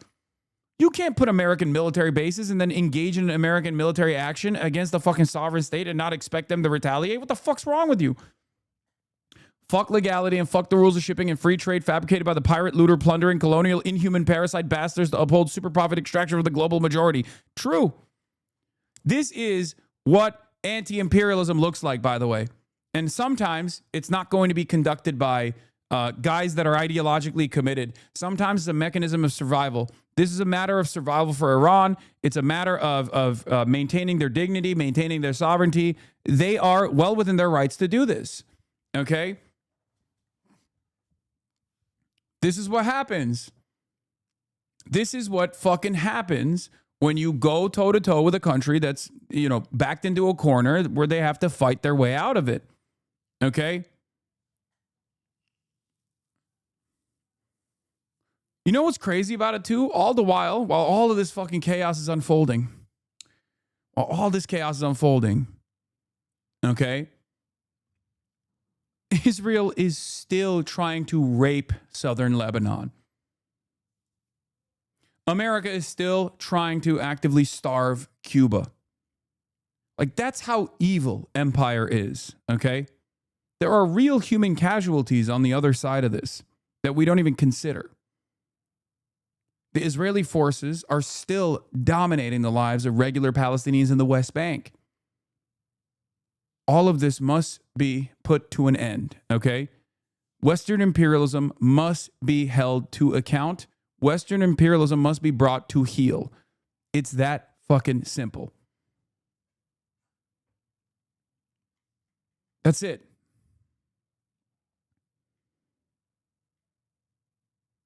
Iran is distracting from the Lebanon annexation. I think the Hezbollah, the Hezi boys are doing their best to defend their land.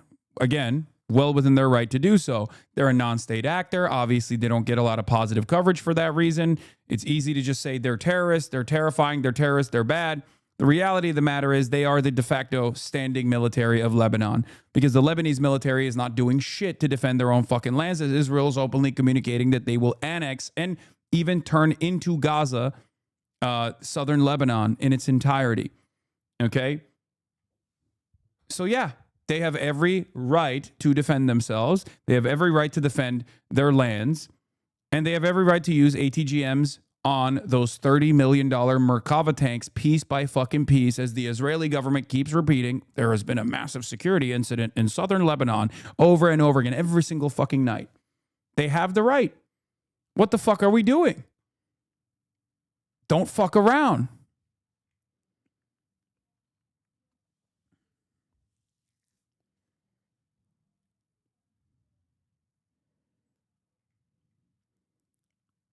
I'm going to be honest, it looks like Israel knows it lost the public opinion battle, and now they know this is their last chance to do whatever they want. This means they now do maximum evil and take as much land as they can while the Trump presidency lasts. Yeah, but that's also a fucking major misstep, is my point. Okay? That's a major mistake, as demonstrated by the retaliation. It's the same principle behind the final solution and trying to invade Moscow, right? It's a fascist state where collapse is imminent, and they're trying to do this like one last big hurrah. They're spread too thin. America is also spread too thin.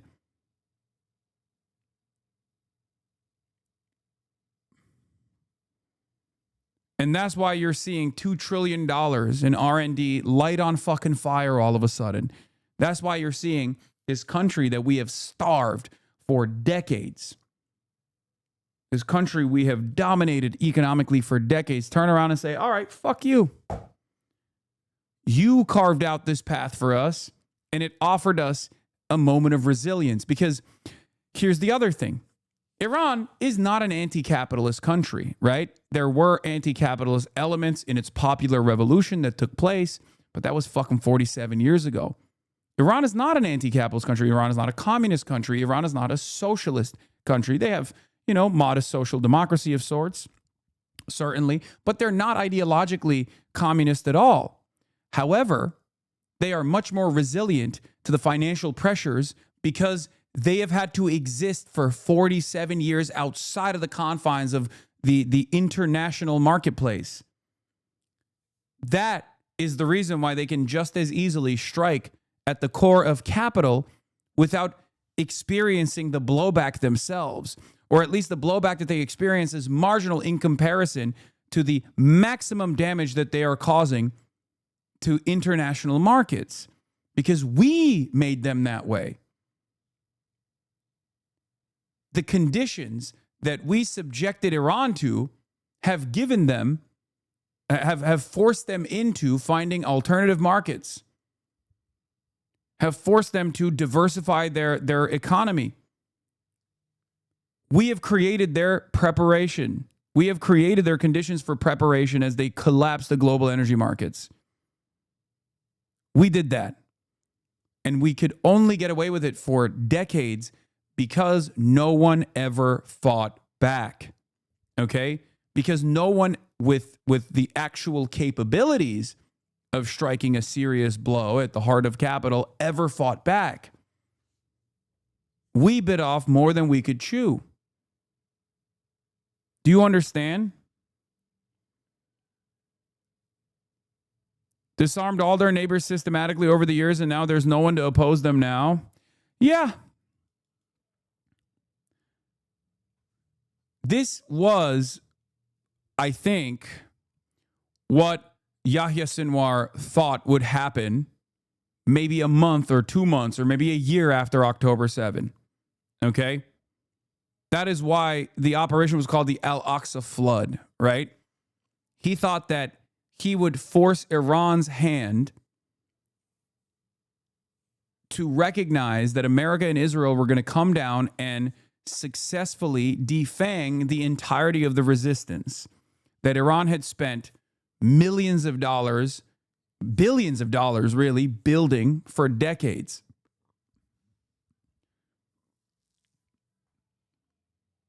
Iran didn't do it.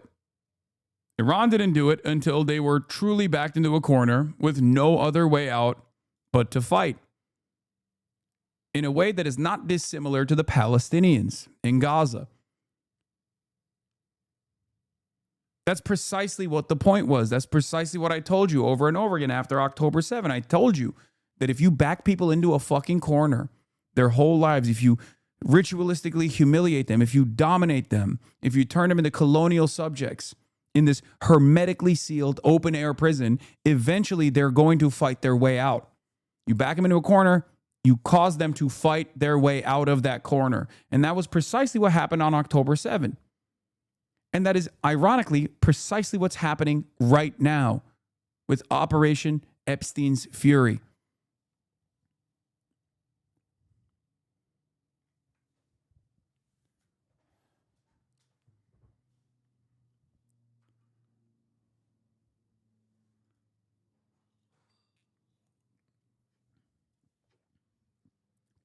Years from now, once the dust is settled, we will look back at that as the end of American imperialism, in my opinion.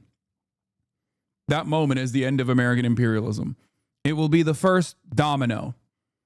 If you want to go back even further, it was actually the handover from foreign policy being handed over to Israel entirely on Trump 1.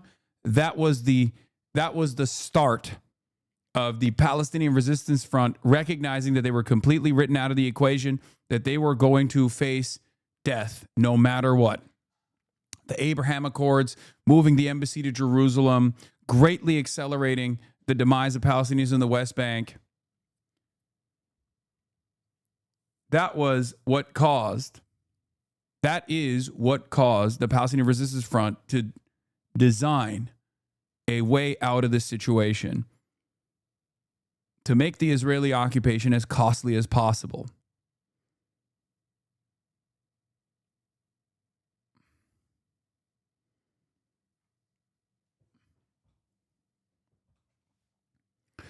Wall Street Journal opinion piece talking shit about HasanAbi again. Lol, you made them big mad. Democrats are too cozy with the Soundpiker. There's no excuse for failing to call the anti-Semitism on the left. I know. We're going to read that later. To pay for damages after a few years. I think damages are quite extensive. So it wouldn't be able to pay for all the damages in the first year, but eventually it will pay for the damages. So Iran is not going back to the old days of just suffering under sanctions while others benefit from the oil wealth in this part of the world.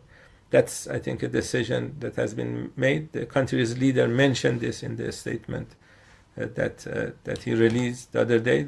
So Sinwar was the only one of the resistance axis who understood Israel in the West? Yes. Yahya Sinwar, first of all, this is something that the Israelis also readily admit. Yahya Sinwar was in Israeli prison for most of his life, and he learned Hebrew, and he actually translated a lot of Hebrew works into Arabic as well. He developed relationships with a a famous Israeli dentist while he was in prison.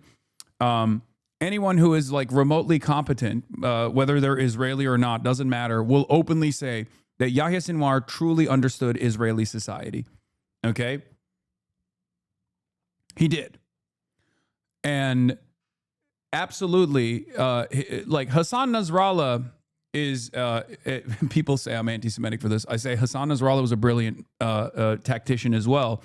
But Hasan Nasrallah was far more restrained, and I think at the end did not fully comprehend the true evil.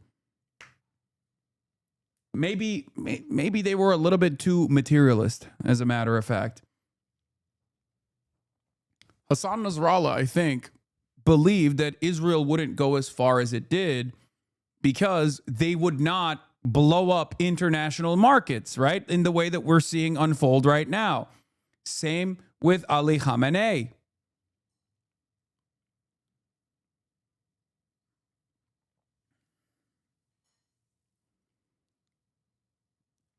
I'm not a believer in the great man theory, but there are, even till his last breath, Hasan Nasrallah probably thought, oh, Israel's not crazy enough to do this. And then he was assassinated. He was martyred, right?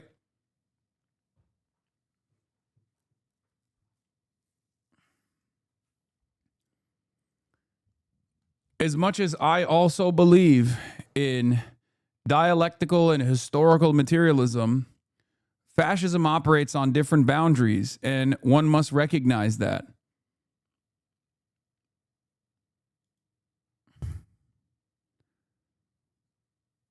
Yeah, the legend says that martyr Imad Mughnieh was once asked if Israel were to assassinate Syed Hasan Nasrallah, what would happen? He replied while laughing, they would have assassinated the most rational person among us. The same thing happened with Largiani. Israel assassinated Largiani. Everyone started writing all these reports about how he was one of the more rational, one of the more pragmatic actors. That, like, how could Israel assassinate one of the only people that that had the capacity to communicate with the West and had the interest in negotiating with the West, basically destroying another off-ramp for America. Because, evet. So that was the analysis. The guy who replaced him, I looked into his background, is even more of a hardliner. He's pro-nukes. The guy who replaced Largiani is pro-nukes and pro-mandatory hijab. So the IRGC, every time a leader is assassinated, the guy that takes his place is even more of a hardliner.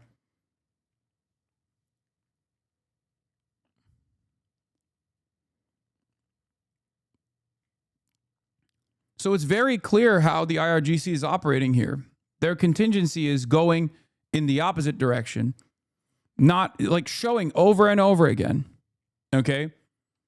Showing over and over again, you kill us, it doesn't matter. The guy that replaces the person that you kill is going to be even more aggressive in their stance against Western imperialism.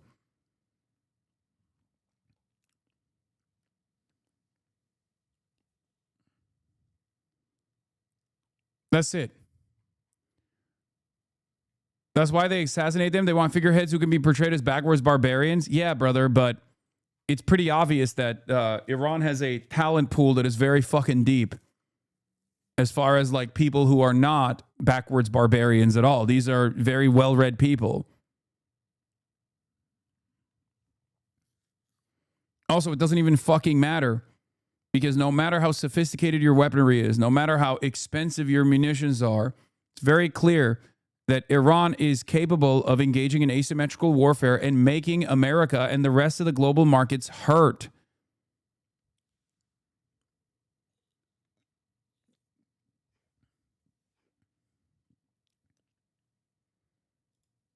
Yeah. Iran will drown the West with an infinite human wave of Kantian scholars and tenured Quranic economists.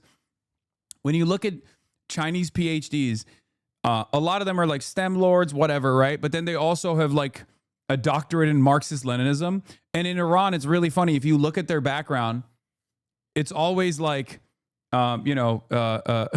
Kantian scholars that have a doctoral thesis on like Quranic scripture in the Western world. Analysts suggest Iran may have a strategic reserve as many as 500 million bureaucrats and public officials with widely cited PhD theses. Iran has the capability to produce more analytical papers on German idealism than our academic system is capable of rejecting, and risks exhausting the editors of every major academic journal within 2 to 3 weeks.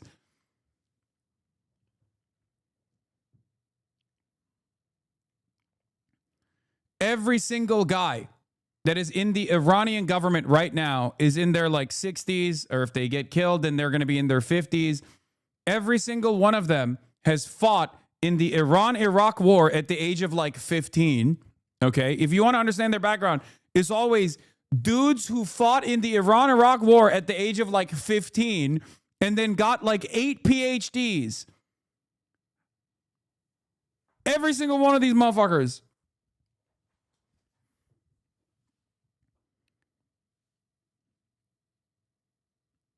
They have combat experience, and they are also highly educated.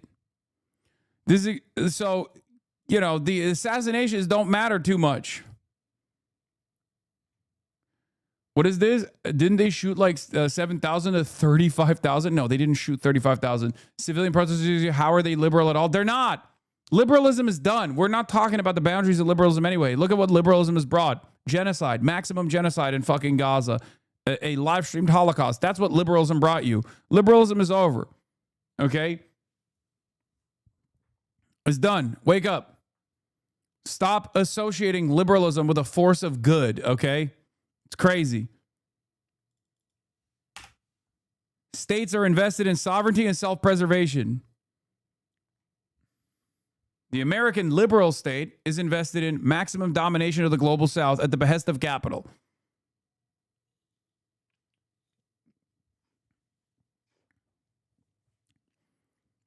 It only took 100 years, but liberalism is dead once again. Okay? 100 years ago, when liberalism was being developed, it fell apart.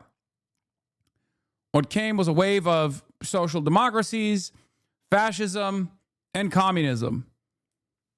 And then America went to war with communism. Cold War happened. Cold War ended. Accelerated liberal capitalism for like since the 90s, for the last 3 decades, 4 decades. And now liberalism is failing once again. It's over. It's dying again.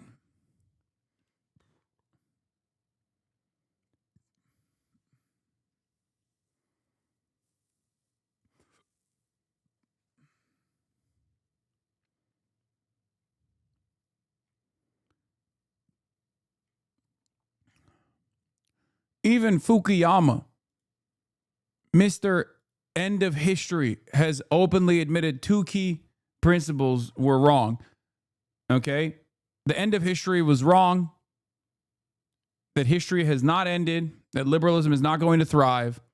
And 2, that nation states that demand sovereignty must develop nukes. Those are 2 key things that I have been a believer of for at least the past decade.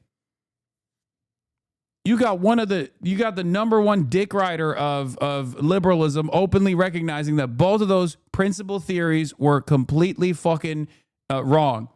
That they were abject failures.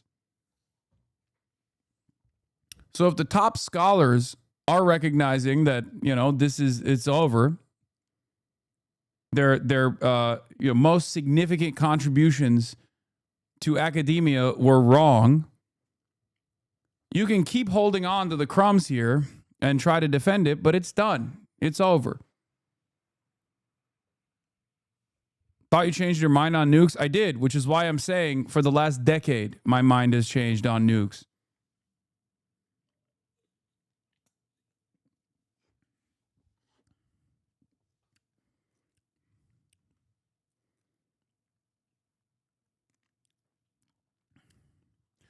According to statements by Israeli and American military officials, 320% of Iran's missile launches have been destroyed so far. They're also shitposting on American websites, which is even funnier. However, Iran continues to launch missiles at a high rate. Now the enemy aims to destroy up to 500% of them, a unique achievement for the U.S. military. Speaker of Iran's parliament mocks U.S. claims about the destruction of the missile launch capability.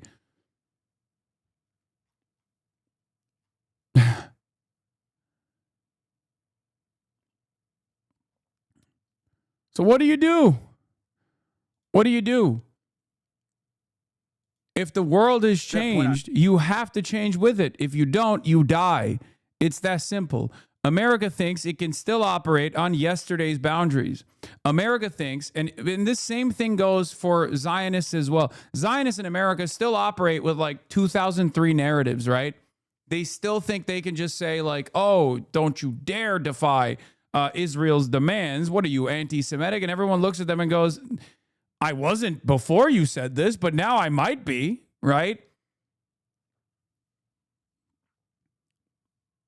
And it's precisely the same dynamic at play here. America thinks might is right. Politics favors them. Yeah, this was Yahya Sinwar in a 2018 interview. Criticizing the international community, Sinwar said Gaza only ever received attention when there's violence and blood. But the problem is not the resistance, but rather the occupation. Did you see the video where the soldier shoots at us and keeps laughing? He asked. Once they, the Jewish people, used to be like Freud, Einstein, Kafka. They were famous for their mathematics and philosophy. Today, only for the drones. What a shame.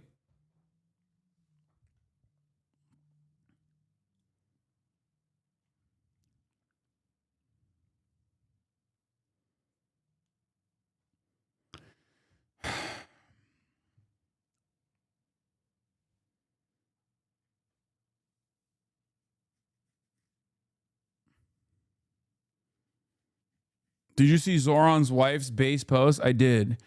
And I already defended. Pod Bros radicalization has been interesting to watch. Yeah. In this op-ed, Third Way actually argues that Epstein class is an age-old trope pushed by Jew haters on the left. Yeah, they're mad. This is Third Way Jim Kessler. We're all for a big tent, but the Democratic Party needs to draw a line in the sand. Hasan Piker and his fellow Jew haters belong on the other side. Brother, you got no motion. Who the fuck cares about Third Way, dude? Third Way has no real base. Never really had a base in the party anyway. But they just keep. They said HasanAbi said tax the Jews. Wait, ain't no fucking way they said that. Israel's Ministry of Diaspora Affairs recommended barring Mamdani's wife, Rama Douaji, from entering Israel, citing her social media activity. Douaji has not expressed any plans to visit Israel.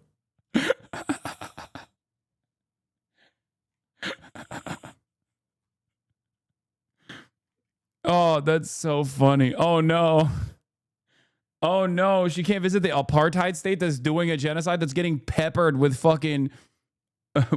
peppered with cluster munitions right now. Oh no. She only lives in one of the best cities on the fucking planet. Oh no. I'm sure that will be devastating.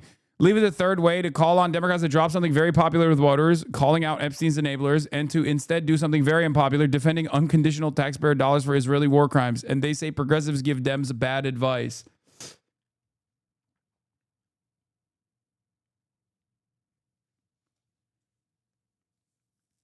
Did you see China also hitting the you miss 100% of the shots you don't take? Update. China says peaceful reunification will solve Taiwan's energy crisis amid Iran war. I told you. I told you this too. What did I say? Day one, frame one. What did I fucking say? What did I fucking say? I said... this will also cause Taiwan to reconsider its allegiance with China. Taiwan doesn't have gas. Taiwan needs gas. Taiwan doesn't have natural gas. Taiwan needs natural gas for its chip manufacturing. What did I tell you? Taiwan doesn't have oil. China has oil. What did I tell you? Piker Broadcasting Service for tomorrow's news today. Okay? Piker Broadcasting Service. This is why y'all fucking pay me the big bucks. Okay? This is it.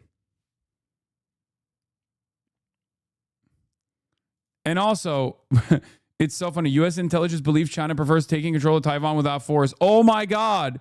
Oh my God. It's again, another thing that I've been saying for years and years. Oh my God. Shocking. What? You mean to tell me the official state position on Taiwan, peaceful reunification, is, it turns out, the actual Chinese play? What? What? Because of you, I changed a guy's mind about this yesterday at the DSA? What?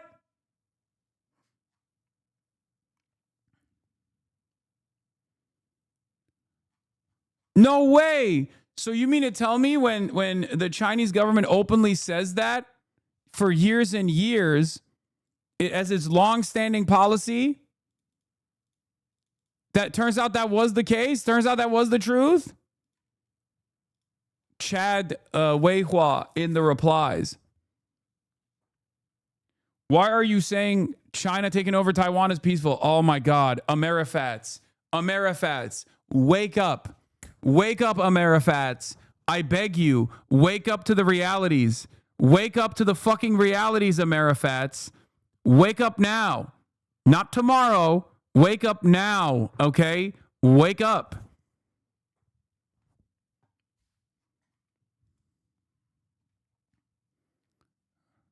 The burger heads are confused. They're like, what do you mean?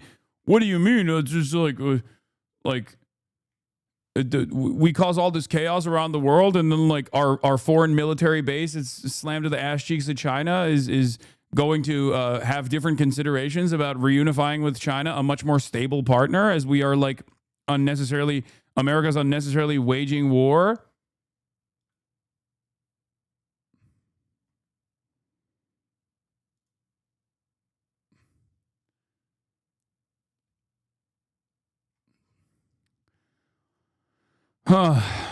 All the while, you still have liberals with their hardliner positions on advancing American imperialism when America's allies all around the world are seeing the reality for what it is.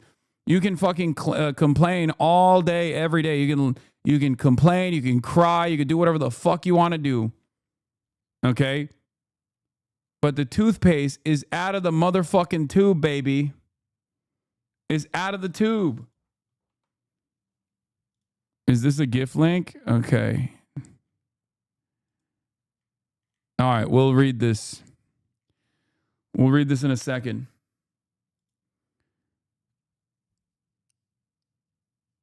However, today, Taiwan rejects China's energy security offer. Yeah, they're stupid. Don't worry about it. What matters is what the Taiwanese people think, okay? What matters is what the people of Taiwan think. And every single day. Did you see XQC fangirl over your Vanity Fair photo? I did not. That's surprising.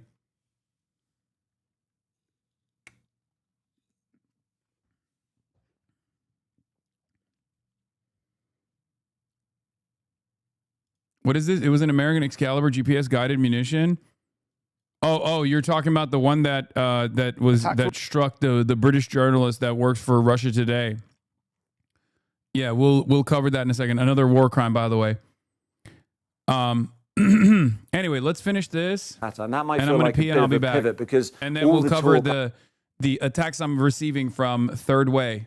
up to this point was about the Strait of Hormuz. Have we forgotten about the Strait? Well, no, two reasons for that. The first is that some of the explanation offered for Israel's targeting of the gas field is that it was meant to signal that Israel could expand its attacks on Iran's energy infrastructure if Iran continues disrupting maritime trade and energy flows through the Strait of Hormuz. And the second is the US has been striking Iranian assets there too, the similar sort of goal. And that doesn't appear to have made much of a difference. There are still strikes happening over recent days there and there. So what you still have is that ships are still stuck. There's the strikes that are still happening. The oil price is still rising. And the escalation by Israel probably makes that situation even thornier, because Iran is also maintaining a steady if diminished tempo of attacks. Now, this shows missiles and drones, missiles in yellow, drones in blue, attacks by Iran on the UAE, Saudi Arabia, and Bahrain. Total of 3,000 or so much less than the US and Israel together, around 16,000 they've claimed. You can see this big opening salvo. It has declined, it has diminished, but there is a steady rate, and it might even be creeping up. And this is asymmetric warfare. It only takes a few missiles, a few drones to block a strait or to turn off energy infrastructure. And the US today acknowledged Iran retains capability with its missiles. So 3 weeks nearly into this war, its ultimate outcome seems less clear. Nah, no way. Really? No way. What? You don't say. Who could have foreseen this, boys? I certainly could not have. Watch the XQC clip. It's funny. Sure. You should get litigious. That was a hit piece. Okay, y'all need to fucking calm down. It's literally the most no motion ass bullshit. It's the third way. The guys who wrote this for the Wall Street Journal are basically leaning into the institutional legitimacy of the Wall Street Journal. I will fight back, not through like litigation, but I'll fucking write another op-ed. You know what I mean? Either for the Wall Street Journal, or maybe I'll write an op-ed for the New York Times. Who knows? Okay, I'll deal with it. I don't have enough time right now because I'm fucking going to Cuba. All right, I'm a little bit busy. I don't know if you guys are aware. One, we're monitoring the situation, and two, I'm going to fucking Cuba. Okay.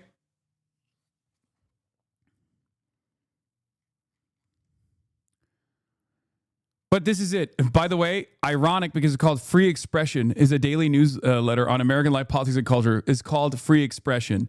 The title is Democrats are too cozy with Hasan Piker. There's no excuse for failing to call out the anti-Semitism on the left. Okay, yeah, Cuba can wait. You have to respond to this wonkery ASAP.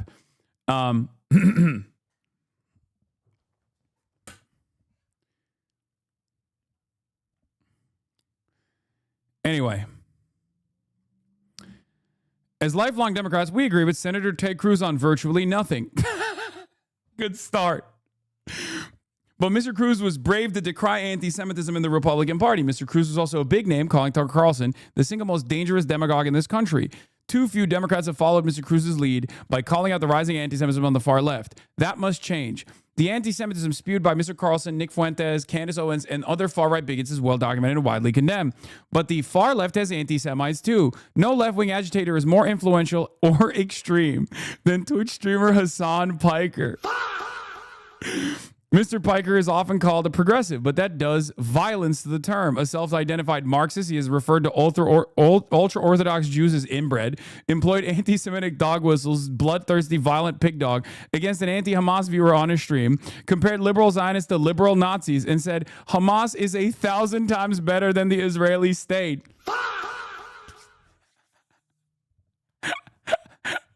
I love that they were like, they led in with Ted Cruz.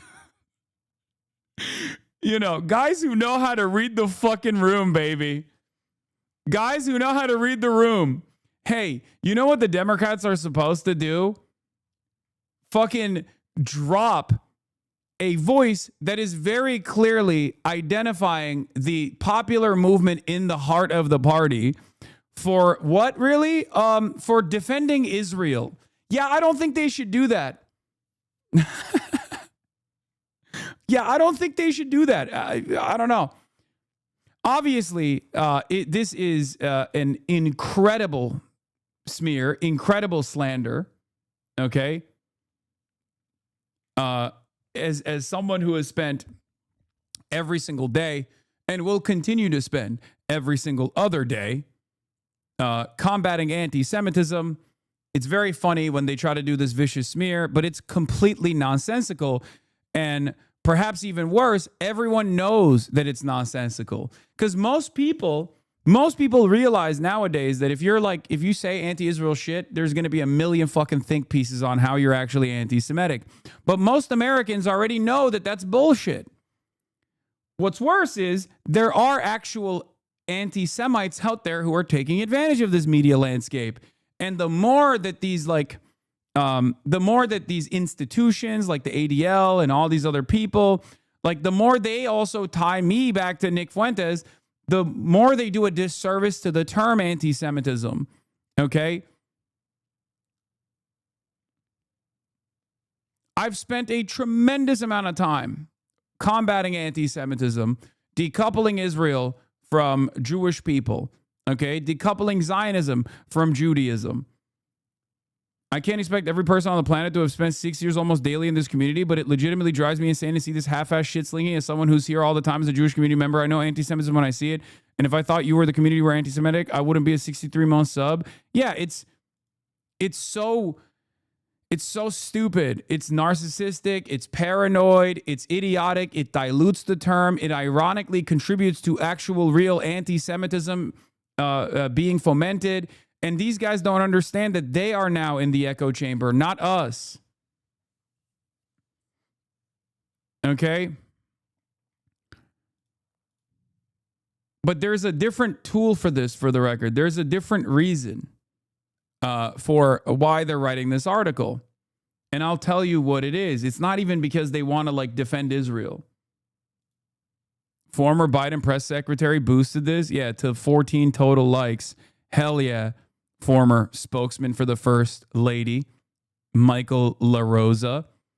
These guys have lost their power in the party, and that's why they're lashing out. It's not just about demanding that the Democrats become pro-Israel. That's one aspect of this story. The other aspect of the story is that third-way neoliberalism is now openly seen as a fucking failed attitude that is responsible for the Democrats losing to Trump twice. They know that the base has rejected third-way neoliberalism. And that's why they're trying to do this. Mr. Piker's depravity doesn't stop there. His misogyny is indistinguishable of the far-right influencers. He believes America deserved 9/11. He praised the Chinese Communist Party, saying, in terms of good governance, there's a lot we can learn from the way they perform out there. Again, totally endorsing these statements. Don't know why they said misogyny when talking about this, but what is misogynistic about this other shit? What is this? Oh my God, they're posting this. They're posting bro tips. Oh, that's awesome. Anyway, Mr. Piker is anti-American, anti-women, anti-Western, and anti-Semitic. No Democrat should engage with him. All should seek to push him to the fringe where he belongs. This isn't happening. The Pod Save America team put him on stage at CrookedCon. Abdul El-Sayed, a candidate for Senate in Michigan, tweeted a picture of himself celebrating Piker with a supporter. California Representative Ro Khanna, a possible presidential hopeful, pushed back on X against concerns we raised about anti-Semitism on the far left, declaring his pride in going on Mr. Piker's feed. Mr. Piker chimed in to support him. Handing Mr. Piker a microphone isn't magnanimous or respectful of views that test your priors. Going on a show isn't a sign of bravery or willingness to talk to the other side or to show up in challenging places. All these things do is support a bigot, but few dare to speak that truth. By the way, the guys that are saying I'm a bigot are the guys that I yell at all the time who do so much work to make the Democrats drop any kind of social progressive value. Okay? I'm the bigot, not them. The guys that tell the Democrats, you shouldn't worry about abortion rights. You shouldn't worry about trans rights. You should worry about, continuing to offer shitty, bottom-of-the-barrel, third-way neoliberal positions to the American public that has no appetite for this whatsoever. Okay? But few dare speak that truth. The only prominent Democrat to call out Mr. Piker's bigotry directly so far is New York Representative Richie Torres. Again, a blossoming figure of progress in the heart of the party that truly understands. Have you guys noticed that Richie Torres shut the fuck up about Israel? Very strange how he's also stopped being Israel's biggest attack dog.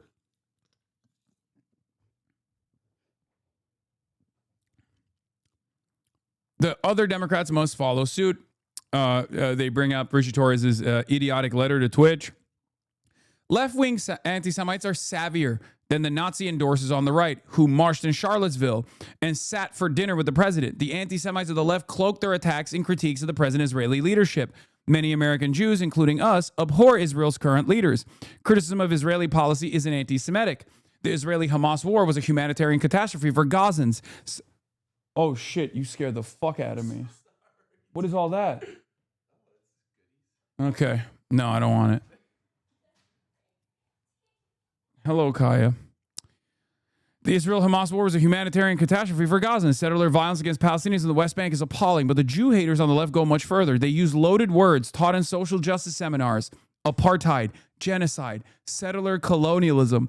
They push age-old tropes about Jewish wealth and influence, Epstein class, turning tax the rich into tax the Jews. And they replace the word Jew with Zionist, which, by the way, I didn't do this, and I would never do this. And it turns out this was one random psycho and had nothing to do with DSA San Francisco, for the record, that story. But whatever, they're fucking lying anyway, so they'll continue lying. And they replace the word Jew with Zionist.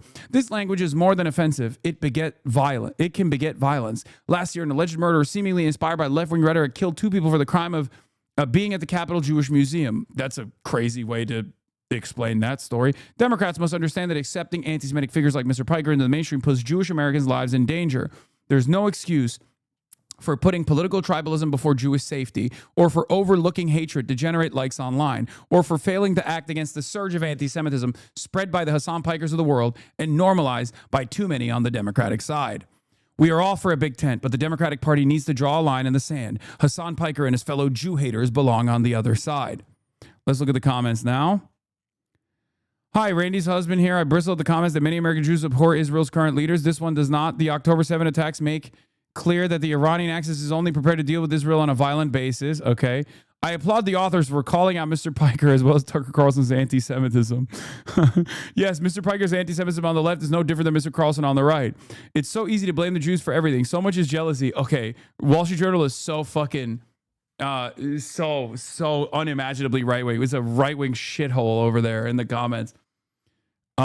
Here's a thought. If you're a Democrat, as the authors claim to be, don't vote for the party that hates your ethnicity and wants to see you and your countrymen eliminated. Yeah, vote for the Republicans, the party that is known for not hating Jews, the party that is currently is trying to figure out if the Holocaust really happened, or if it did happen, how deserved was it? That's the party you should vote for, American Jews. Totally.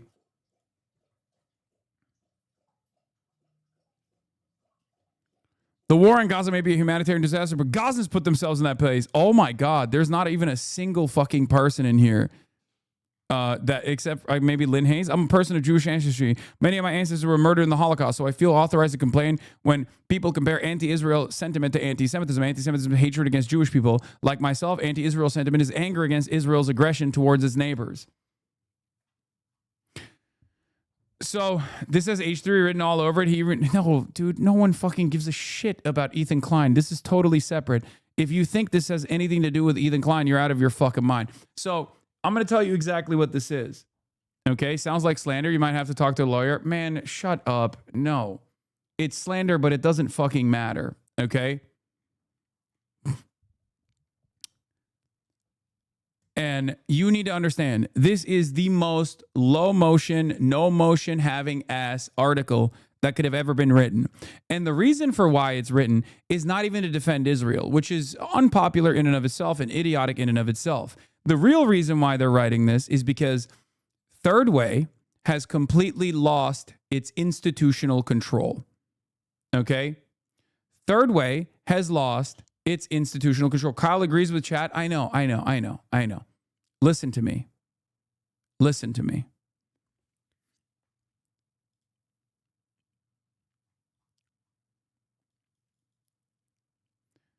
Third Way, for those of you who don't know, which is where this article is written this article is written by a bunch of people that work in a think tank called Third Way. Third Way is basically the post-Bill Clinton think tank that was designed to make the Democratic Party into what you fucking despise. Okay? The Democratic Party that you hate was designed carefully by Third Way.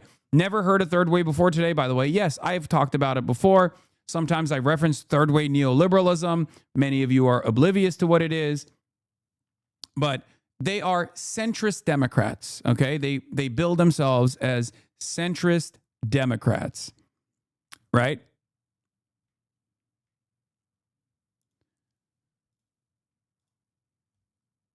I said Third way is the exact reason why Democrats lost to incompetent fascists like Trump twice.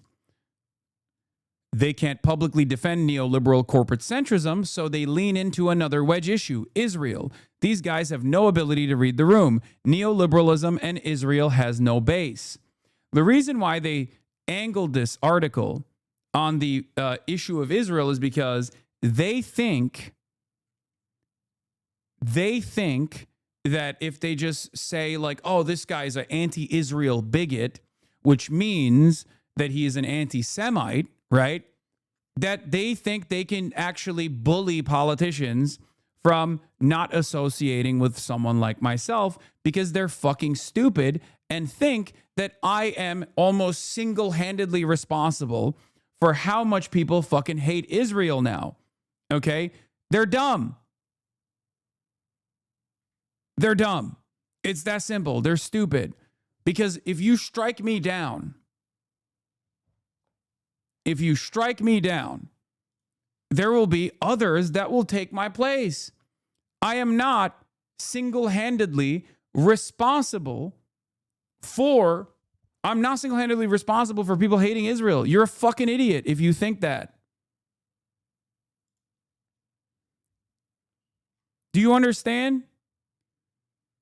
I'm a megaphone. I'm offering a voice to those who don't get that voice in mainstream media. That's it. That's it. And a lot of people can't comprehend that. They think, oh, this guy's like hypnotizing people. They unironically think this.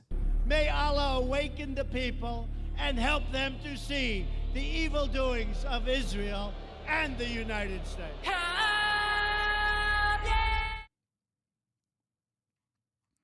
It's that simple. They think that I'm like hypnotizing the masses. They don't realize that the masses have come to this conclusion on their own, and they're actively demanding their elected representatives actually abide by the democratic wishes of the masses. You give these people consent to attack you freely. They know they won't be punished, so they continue to lie. This is different from slop tubers. Brother, I don't think you understand. It's irrelevant and worthless. Okay? Suing someone for defamation is a long, convoluted, and very expensive process there is no reason to entertain it. There's no reason to engage with it. The reason why I don't take this initiative is because they've already lost the battle. Who gives a fuck? They've lost the battle. I spent years and years eating this fucking slander non-stop. What good did that do them? I was deplatformed. I had financial opportunities actively taken away. I was cast aside, made into a fucking pariah because the institutional power that the Zionist lobby had was still intact in the beginning of October 7. But we are not living in that media environment any longer. We're not living in that media environment any longer. It doesn't matter. Less than 2 weeks ago, your organization literally had an entire conference to strategize on how to best kick progressives out of the Democratic Party. How are you complaining about progressives not being big tent enough? This is their goal, and they think this is like the Heritage Foundation, but for the Democratic Party.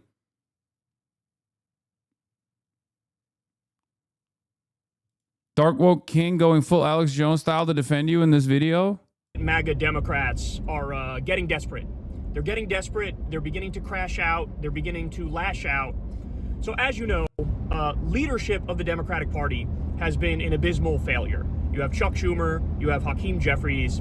These are Democrats who I call Diet MAGA Democrats for a reason. They don't really oppose Trump's illegal and offensive war against Iran. They want to see Iran overthrown because they take a tremendous amount of money from the Israel lobby, right?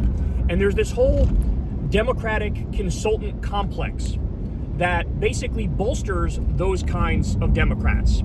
These are Democrats that are swimming in corporate money AI money, Israel lobby money, military industrial complex money, okay? And we just had the perfect encapsulation of this group lashing out. So they decided to go after Hasan Piker in a Wall Street Journal op-ed, okay? It was written by a bunch of third way hacks.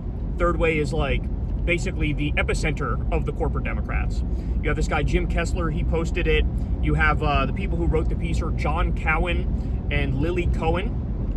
And the title is Democrats Are Too Cozy with Hasan Piker. And in this piece, they go on to viciously smear and libel Hasan Piker in such a disgusting way that frankly I tweeted he should sue them because I think he has a case and I think he could win. In the piece, they say in no uncertain terms, not only is he a raging misogynist, but they call him a, quote, Jew hater, okay? They said this, quote, we're all for a big tent, but... Bro is reading while driving. That is crazy, bro. Pull over, dog. That's crazy. The Democratic Party needs to draw a line in the sand. Hasan Piker and his fellow Jew haters belong on the other side, okay? So, it goes without saying, I shouldn't have to say this, but I will. It's absolutely untrue. Hasan literally goes out of his way on a daily basis to stress that criticism of Israel does not equal criticism of Jews, right? Just within the past however long, he posted videos. This is where anti-Semitism comes from. This is the real anti-Semitism. Hasan watches like some racist anti-Semitic guy crash out. Anti-Zionism is not anti-Semitism. And it's gotten to the point where when I watch clips of his, sometimes I'll like fucking facepalm a little bit and be like, Hasan, I get it. You don't have to throw clear every time. We know you aren't anti-Semitic. We know that. Like, you don't have to stress that you're not anti-Semitic every time you correctly attack Israel for their genocide and their ethnic cleansing and their apartheid and their fucking crusade to create a greater Israel, which is going on right now, right in front of our eyes, okay? So, just absolutely libelous. You ready for this? So, here is a part of the piece. According to the Wall Street Journal, Hasan saying apartheid, genocide, and Epstein class are all anti-Semitic. You're not allowed to say those words lest you hate Jews. This is so fucking disingenuous. And you know what? Bottom line, this shit doesn't work anymore. You're not gonna like scare people and lie and force them to shut up and not criticize Israel. You're trying to stifle all criticism of Israel. It's very clear what you're doing. And by the way, Epstein class was coined by Ro Khanna, and he uses it to talk about the top 1%. Also, and John Ossoff. Like, one of the first people that used the term Epstein class was John Ossoff, who is Jewish, by the way. Like, the fuck are we talking about? Use it to talk about the billionaires and the elites who go to Epstein Island. And that obviously isn't just fucking Jews. There's a shitload of Christians. I'm sure there's a shitload of people who are not religious at all, right? Like, it has nothing to do with Judaism. In fact, when Ro Khanna was recently attacked by the head of the ADL, also they accused him of being anti-Semitic. He was like confused. He was like, hold on, they're attacking me for going after the quote neocons, and they're saying that Kyle's right. It's almost anti-Semitic. The throat clear about it every time. Also, our dork woke king is going to crash. We got to talk him down from reading and driving. Yeah, that's crazy. I didn't even realize he was reading and driving. That's a different demon right there. It's anti-Semitic. Ro Khanna was like, what are you talking about? Like, neocon is a neoconservative ideology which says we should do war to quote-unquote spread democracy. He's like, that has nothing to do with Judaism. Like, what the fuck are they talking about? It's gotten to the point now where, like, you breathe the wrong way, and they'll accuse you of being an anti-Semite, okay? And it's just bullshit. Nobody's buying it. Now, you ready for this? The final thing I'll leave you with here is somebody decided, okay, let's look into the history of one of these guys who's from Third Way, who's sharing this piece, Jim Kessler, right? He has never once tweeted about the genocide in Gaza. Not once, y'all. Not once. Like, I'm sorry, man. You can do me a favor and go ahead and shut the fuck up forever. You're not a serious person. You're not an intellectual. You're not an analyst. You're not a truth teller. You have no actual ideology other than sucking off the corporations and the Israel lobby and the military-industrial complex. True. The future of the Democratic Party is with people like Hasan Piker and Ro Khanna and me and you watching this. When you look at the polling data, it's like a low of what, 3% of Democrats are still supporting Israel, a high of like 13% maybe in the good polls. It is over. The reason they're crashing out is Bro's doing this in the left lane. Yeah, Alex Jones could never. Because they know nobody likes Israel anymore. And nobody's gonna like Israel again, because the fact of the matter is they are a genocidal. Yeah, but yeah, I also want to point out that actual anti-Semites make no attempt to defend themselves against anti-Semites because they're fucking anti-Semites. Well, that's not true. Tucker Carlson may or may not be anti-Semitic, but he certainly defends himself. But yeah, Nick Fuentes, literally, whenever people call Nick Fuentes a Jew hater, he's like, of course I hate the Jews. They're demonic entities. You know what I mean? Like, that's what he says. That's what he says. It's crazy. White boy reading while bending the corner, like, whoa. Apartheid ethno-state. They're currently engaged in a crusade where they're openly creating the Greater Israel Project. They totally obliterated Gaza. They annihilated everybody there. They're going to build a fucking futuristic tech city on top of the skulls of dead babies. They're currently doing pogroms in the West Bank as we speak right now. That's literal. And they just displaced 700,000 people in southern Lebanon, and they're stealing all of southern Lebanon up to the Litani River. And they're open about this fact, okay? So for you to fucking go after Hasan Piker in this moment, by the way, what happened to like, oh, we got to come together, we got to work together, we have to defeat MAGA. MAGA's like the biggest enemy. Well, apparently, you're putting your middle finger up to what? The 90% of the Democratic base that agrees with Hasan and agrees with people like me? Like, I'm sorry, these dirty tricks are not going to work anymore. These guys are just totally embarrassing themselves. The backlash that I'm seeing to this piece is fucking astronomical. I'm seeing nothing but raw anger. People absolutely flipping out on these vile, repulsive, wretched little cretins who are trying to smear somebody as anti-Semitic, libeling him. And the crux of their argument is, stop saying apartheid, even though Israel is factually engaging in apartheid according to human rights organizations. Stop saying genocide, even though it's factually a genocide and there's literal ICC charges against Netanyahu. And stop saying Epstein class. I'm sorry, bro. It is over. It is done. You guys are losing. You're going to continue to lose. It's fucking embarrassing. And this is why we call you Diet MAGA. You go look at all the shit that Hasan Piker is talking about these days. The overwhelming majority of the time, he's got his sights set on MAGA, on the fascists, on the imperialists, okay? And what are these guys doing? Shooting left, punching left. It's just not going to work anymore. You guys are not in the coalition. You are Diet MAGA Democrats. You are warmonger Democrats. And you are the problem in the party. And you're the reason that Democrats have perpetually lost to Donald Trump in the past, which is the most embarrassing fucking thing I've ever heard of in my life. Okay? Yep. The fact that any Democrats listen to you at all is the problem. You are not Democrats. You are Democrats in name only.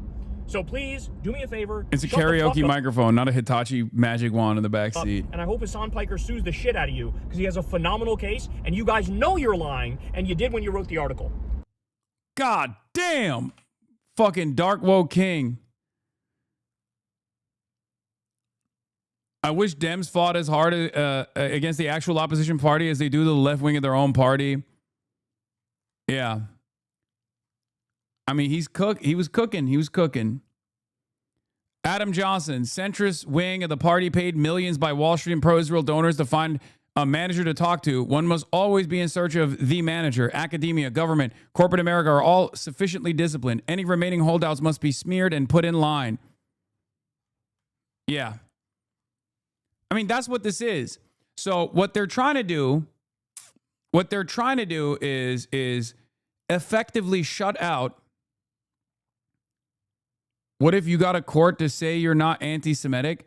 First of all, that's going to be a relatively difficult process anyway, because if the judge identifies the International Holocaust Remembrance Association definition of anti-Semitism, which again, a lot of our legislation is like leaning in that direction right now, then yeah, of course they're going to be like, this is anti-Semitic.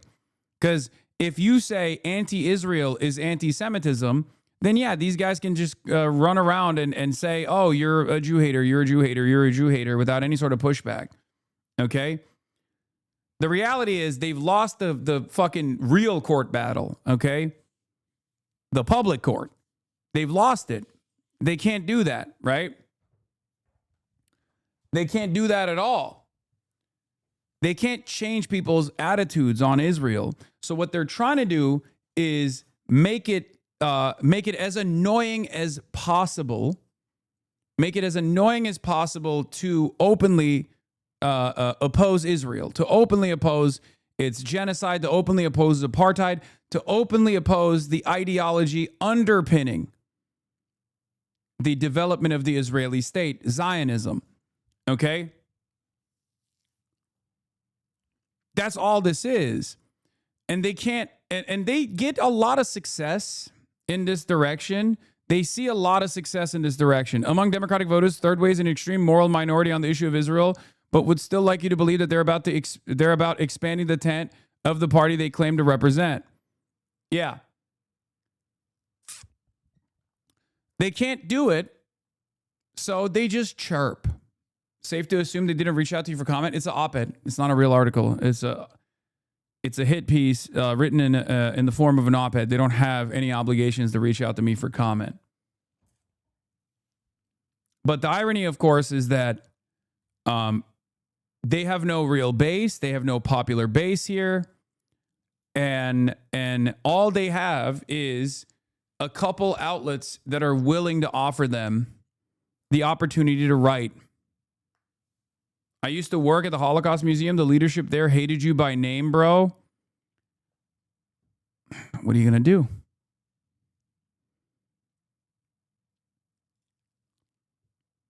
They have to deal with their own shame. They have to deal with their own shame of knowing exactly how devastating the Holocaust was, while simultaneously using their position of authority, their knowledge, to justify the current one. Okay? If they had the capacity to feel shame, they would fucking feel it. What is this? Saudi Arabia video message is now threatening Iran. Oh, God, that's awesome.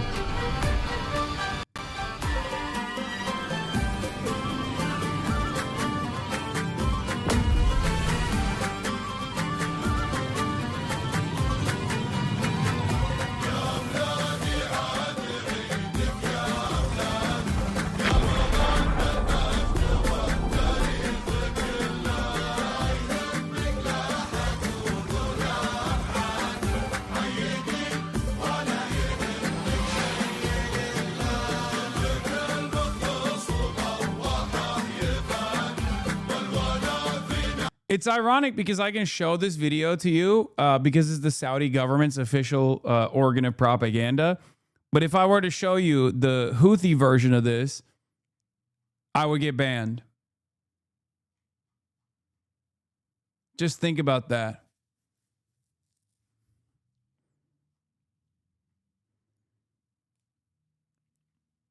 Iran should retaliate for this video. I mean, Iran is already fucking smoking strato tankers that are stationed on Saudi air bases, so American air bases inside of Saudi Arabia. Yeah, just you wait for the Emiratis to step in. NBC is going to flip his cell phone so hard it brings Iran to his knees. Yeah.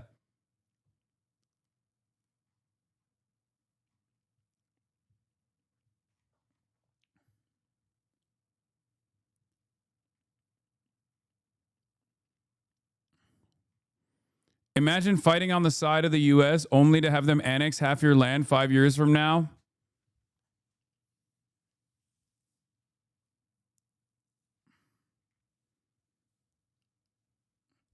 Yeah, Third Way wrote this. Centrist Dems launched 28 mission. Stop AOC.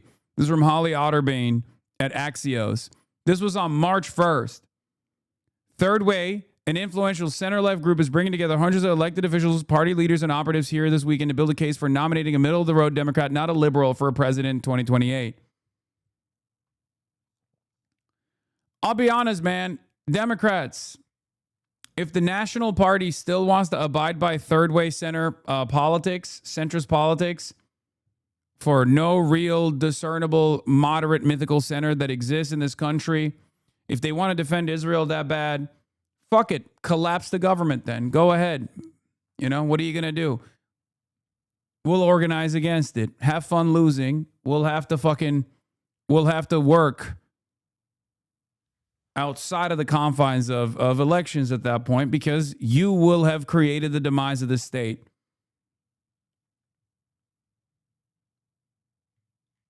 That's it. That's it. If you are so desperate,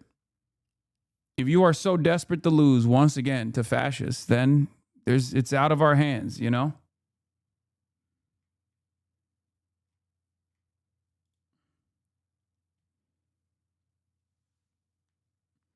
I met a guy who works for Aramco today, and he got out of Saudi right when the bomb started falling. I joked that Aramco won't be there this time next year, and he said, "That's why I'm retiring," in a joyful voice.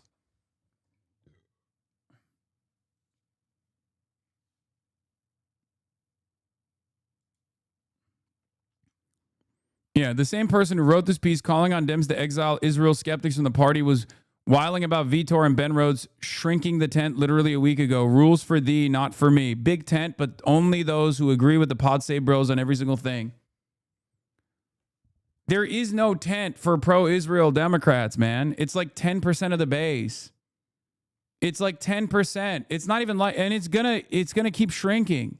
There's no base in the party.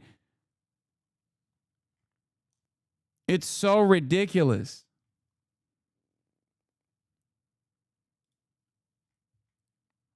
New Reuters Ipsos poll on the Iran war, 37% approve, 59% disapprove. Yeah. And all of that is translated to animosity towards the Zionist entity as well, just so you understand. All of that translates to anger and animosity towards Israel as well. They see it, understandably, as Israel's war, because it is Israel's war. Make no mistake, of course, we are culpable, as always. Especially because America does have the power to bring Israel to heel, or to, at the very least, cut Israel out of the negotiations process. Every moment that they choose not to do that is a moment where they are responsible. Every bomb that we drop on Iranian soil is our failure, our moral failure. Okay? The majority also believe that a war with Iran benefits Israel more than the U.S. Do you think launching a war against Iran generally benefits the United States or Israel more? Out of all likely voters, 29% say it benefits the United States more. 56% say benefits Israel more. Amongst Democrats, 67% say this benefits Israel more, and only 19% say it benefits the United States more. Among independents, it's 24 to 56%. Even among Republicans, only 42% say it benefits the United States more. 47%, the plurality, say it benefits Israel more. Now, understand something. Understand something. For Republicans, when they say it benefits Israel more, they still like that. They're still positive on war with Iran regardless.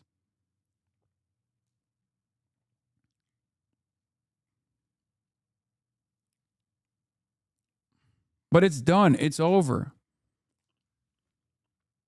What have I said for the last year? What have I said? They think the Corbyn model will work on you even after a genocide? Yeah, the UK centrists got their way and purged Labour Party of the left. The Labour Party is now in unprecedented collapse and will likely not even finish in the top 5 largest parties in the next general election. These people are going to destroy the Democrats too. Yeah. What's very telling about the situation is that even though 85+% of Republicans support the war, around half say they don't know what the goals of the war are. Yeah, because they're fucking cattle, they're livestock, they're morons, they're fascist baboons, all of them. Okay? Republicans are fucking cattle.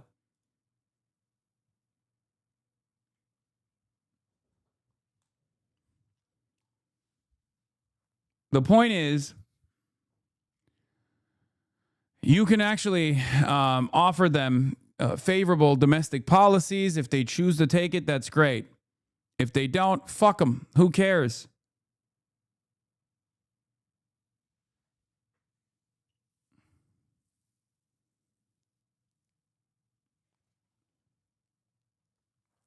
It is legitimately insane how narcissistic and paranoid these people are. You can't even talk about the reality of apartheid, genocide, Zionism, or colonialism without them crying about imaginary anti-Semitism. The word has lost all meaning at this point. Yes.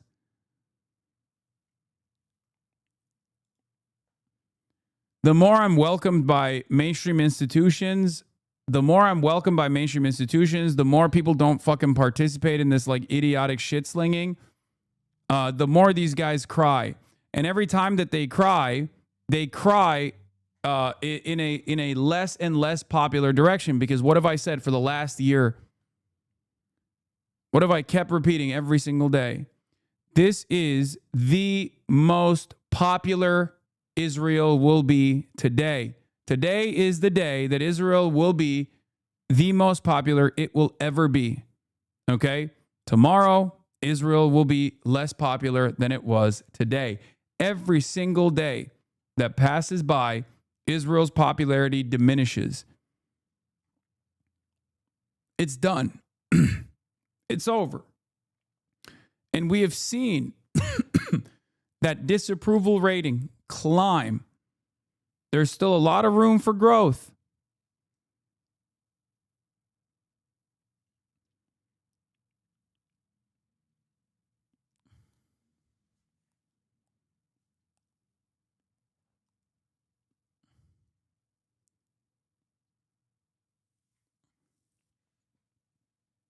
Do you have a net positive or negative view over Israel? 39% have a negative, 32% have a positive view of Israel.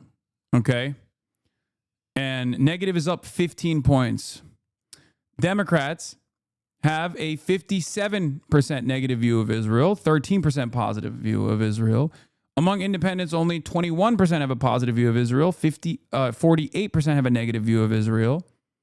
Among Republicans, even Republicans only have 54% positive view of Israel and 18% negative view of Israel, with negative actually growing and the positive view going down.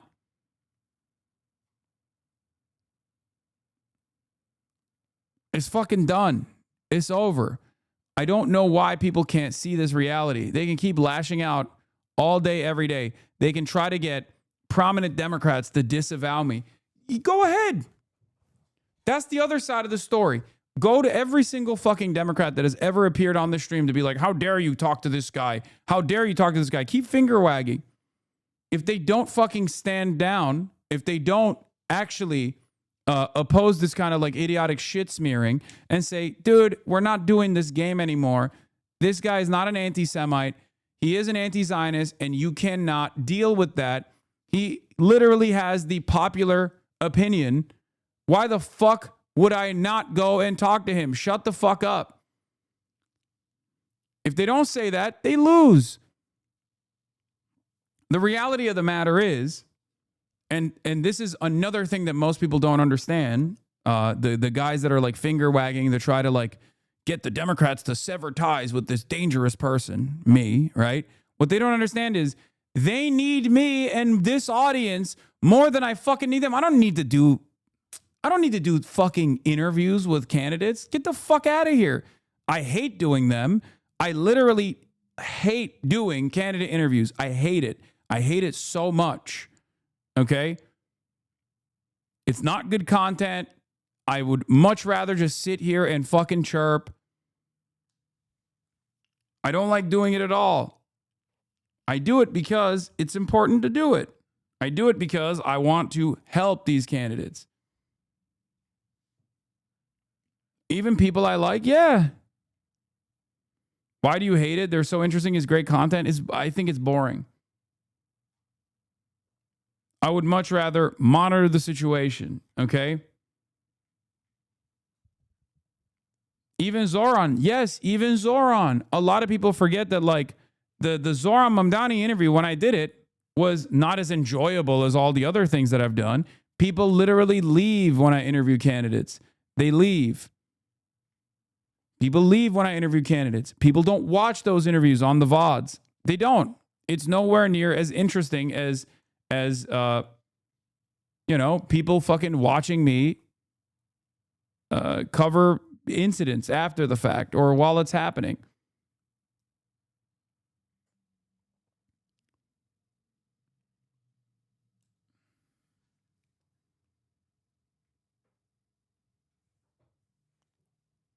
So even from the perspective of like analytics is not necessarily beneficial.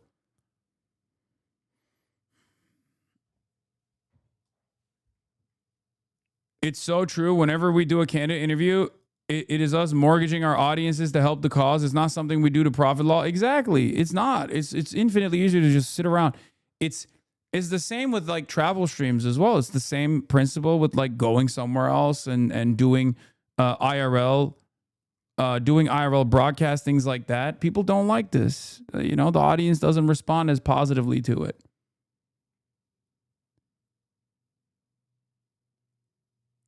And it's kind of funny that people don't recognize that, where they think like, oh, dude, I'm doing this not as a favor to the candidate because I believe in this person and I want them to succeed, but instead the candidate is doing me a fucking favor. No, the fuck they're not.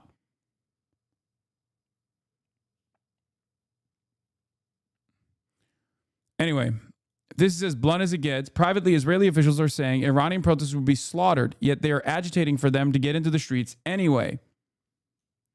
That tells you everything about how Iranian lives are being viewed as expendable tools in a strategy aimed at weakening and fragmenting the country.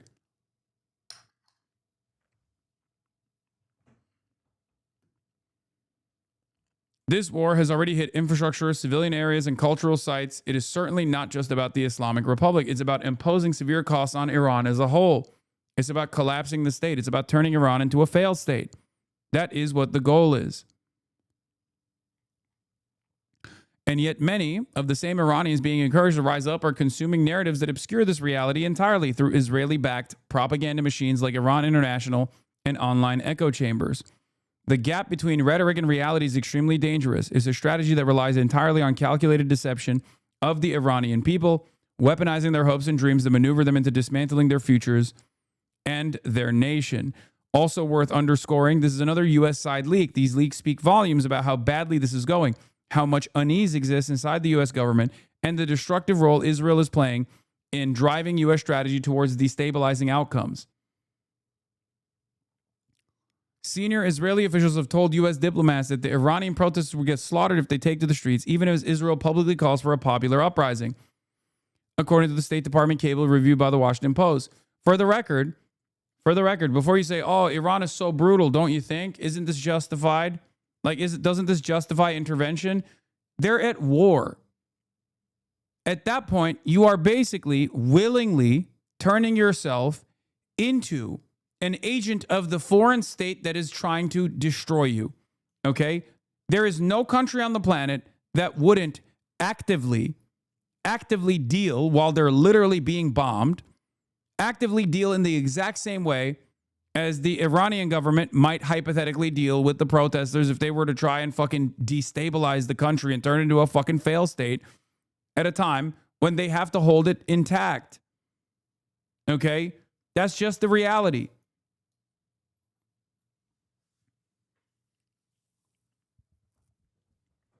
You have to understand.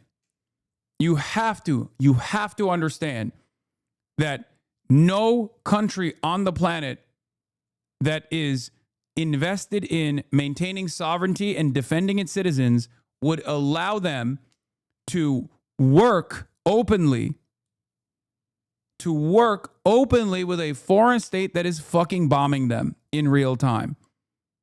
Okay? That's it. That's it.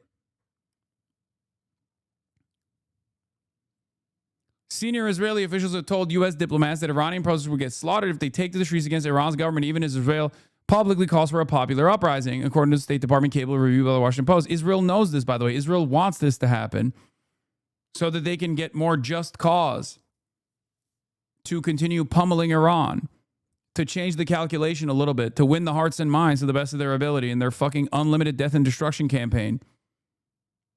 I will not fall for it. Maybe some of you will. But it's totally ridiculous to expect the state to not directly and militarily deal with collaborators. It's ridiculous. The cable circulated by the U.S. Embassy in Jerusalem on Friday relayed an Israeli assessment that Iran's regime is not cracking and is willing to fight to the end, despite the February 28th killing of Supreme Leader Ali Khamenei, and the ongoing U.S. and Israeli bombing campaign. The regime killed thousands during wide-scale anti-government demonstrations earlier this year. If large numbers of Iranians return to the streets, Israeli officials say the people will get slaughtered because the Islamic Revolutionary Guard Corps, Iran's principal military force, has the upper hand, according to the cable. The document's authenticity was verified by 2 State Department officials.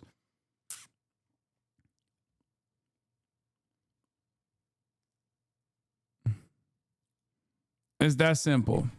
To that point on capabilities, you know, Iran is an energy-rich country, could be, should be. Instead, like so many other places driven by a radical ideology, they've spent that money instead of investing in their people. That's why you had millions of Iranians protesting, because they felt like their condition, quality of life didn't match what it could be or should be. And what was the Iranian state? There's a reason we call Iran the #1 state sponsor of terrorism, because they took the money they make.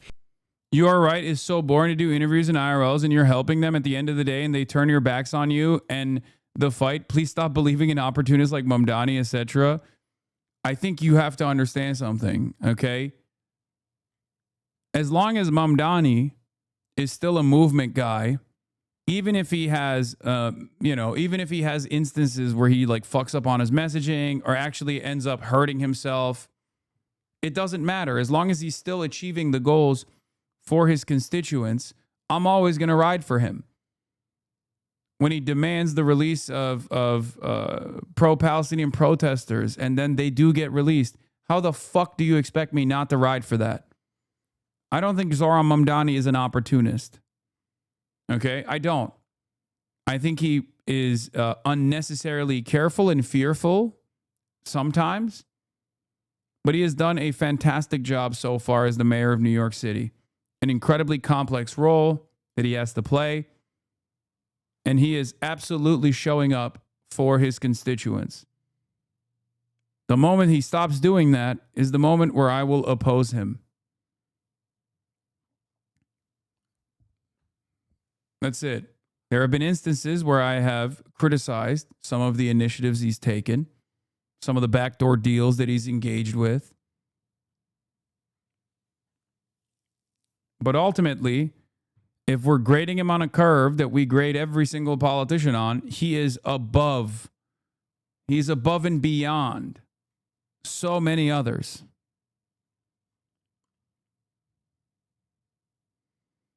It's boring to me as a horrible critique for necessary conversations and interviews. Okay, dude. Well, you're boring too. Sorry. I mean, I love you and I'll keep doing it regardless, but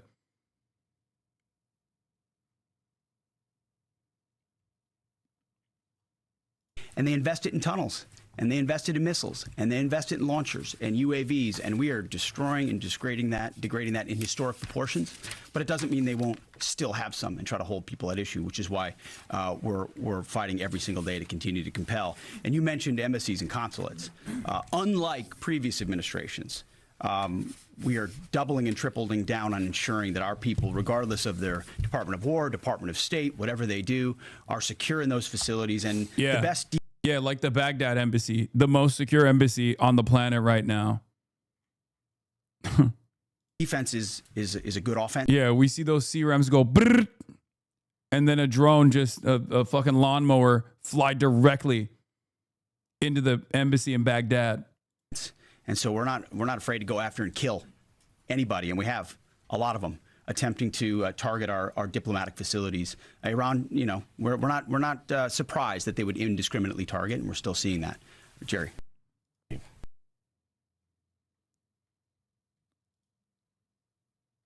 I still can't believe that fucking the F-35 fighter jet was damaged by Iran. That's crazy, man. Now we continue to cover developments really across the U.S. and Israel. Oh, we got another one. I obviously have to cover another funny moment that took place with the Japanese Prime Minister.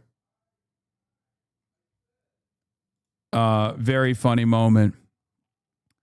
So Takaichi is in Washington, D.C. today. I got to show you that because I got to leave soon. But before I do that, I said, every day he surprises me. A reporter asked him the question, why didn't you tell the allies, specifically Japan, because this was a big deal for Japan, that Japanese people were very upset that Trump did not inform them that they were going to do a joint strike on Iran. They had Japanese nationals inside of Tehran. And obviously, Japan relies on the Strait of Hormuz for its entire energy, right?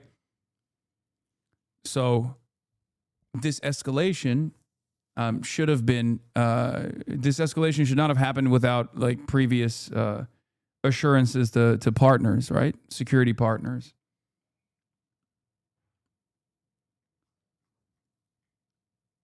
I don't like when we treat foreign governments like natural disasters when they commit atrocities. It sounds so much like a Hasbara people. Any state that would do what Israel did after 10/7. Of course, no, Japan and US are very good friends. But one question, why didn't you tell US allies in Europe and Asia, like Japan, about the war before attacking Iran? So we are very confused about we Japanese citizens. Well, one thing, you don't want to signal too much. You know, when we go in, we went in very hard, and we didn't tell anybody about it because we wanted surprise. Who knows better about surprise than Japan? Okay? Why didn't you tell me about Pearl Harbor? Okay? Right? The audible groans in the room. Ooh. Oh, that's so awesome. I mean, he still got it. He still got it. That's so funny. He still fucking got it, baby. You know, he's asking me, do you believe in surprise? I think much more so than us. And we had to surprise him, and we did. And because of that surprise, we knocked out, the first 2 days, we probably knocked out 50% of what we, and much more than we anticipated doing. So if I go and tell everybody about it, there's no longer a surprise, right? Okay, one.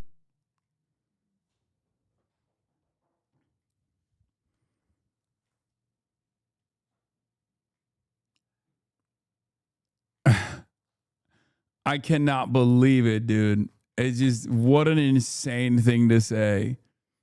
What a fucking insane thing to say. If anything, Japan knows all about the surprises. Why didn't you tell us before Pearl Harbor? Oh, he's such a fucking freak. Oh, my God. Oh, by the way, the war effort is not going well at all. Once again, Iran missiles have hit the Haifa refinery in Israel in major escalation. Israel war against Iran, developments in the Middle East, developments in the Gulf, developments really across the world. Noor O'Day is southwest of Ramallah in the occupied West Bank, monitoring developments in Israel. Noor, there was a strike on the Israeli city of Haifa. Do you know what was hit? Well, Sarah, we know now after the Israeli military censor also cleared the information that the oil refinery in the Haifa Bay was hit, as was the electricity company. There are some power outages reported in the Haifa area. The Israeli Minister of Energy has said that work to repair that damage is ongoing, and there were messages of reassurance to the public that there are no dangers of leaks, petrochemical leaks from that hit to the oil refinery. But this is a significant development, if you will, one that was considered remote even earlier on in the day when we heard from a member of the Israeli Security Cabinet who was basically mocking countries that were being targeted now by Iran and saying that basically that Israel didn't have oil resources and gas resources to speak of and that Iran wasn't targeting them. Haifa port is very strategic for Israel. It is home to Israel's Navy, to the nuclear submarines, to the oil refineries and the petrochemicals. And now it has been hit. It is not clear whether this was a shrapnel, an interceptor shrapnel, or an Iranian missile shrapnel, but the damage is unmistakable. Noor, I'm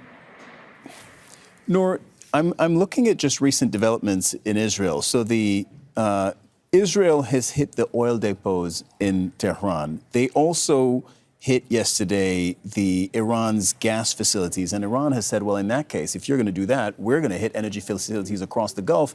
And now you're just reporting that they hit an oil facility in Haifa.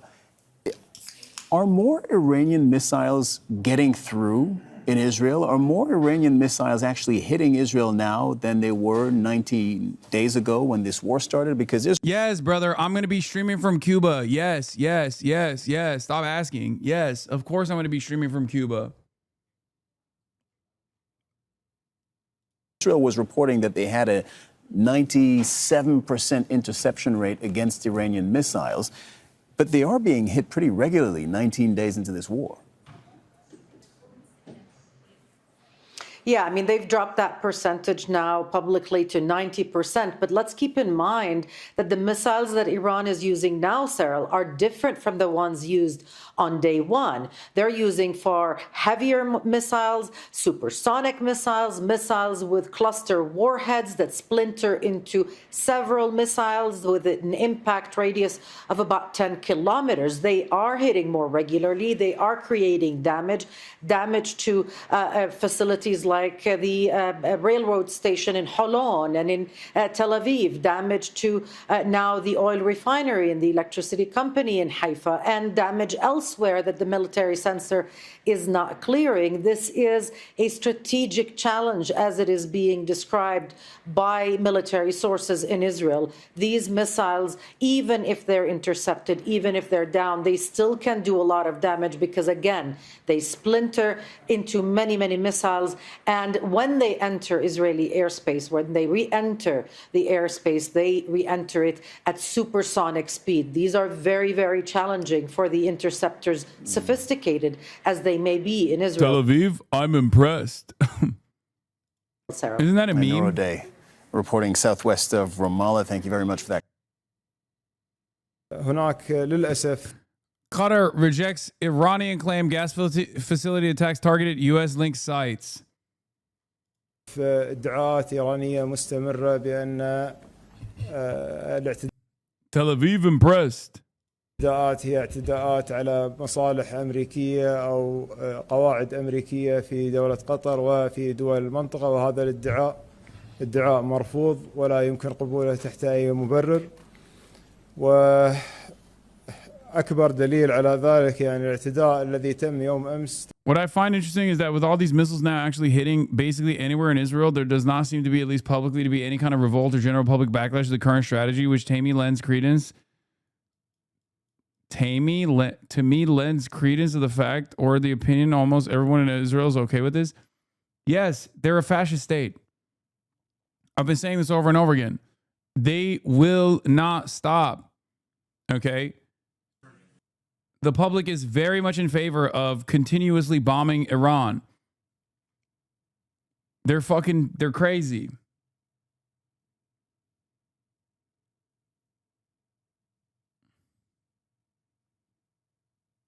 They're crazy. Bro, they're literally, I said it already, they're raping Beirut right now while they're in the process of getting bombed. Like Haifa is getting bombed, and Israel is still trying to take over Beirut. They are trying to take over southern Lebanon militarily. They're psychopaths. And we just keep giving them fucking weapons. Like we keep giving them weapons. We keep giving them unlimited cover.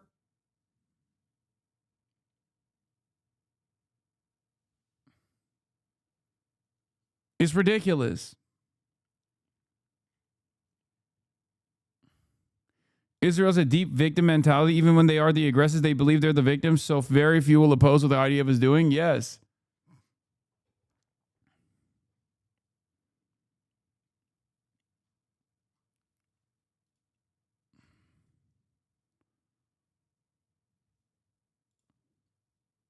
All right, we're going to begin with some new strikes in the war with Iran that are shaking the oil and gas markets. A missile strike has heavily damaged the world's largest... Ideologically, they're more hardened than the Nazis were. I mean, I don't know. I can't speak on that. I genuinely don't know. How I'm sure there was like a lot of fucking support for the Nazi movement at the time as well. I mean, it's just like Germany didn't revolt against the Nazis either. That's not true. That's objectively not true. That's literally not true. Regular German society abso-fucking-lutely revolted against the Nazis. They absolutely did.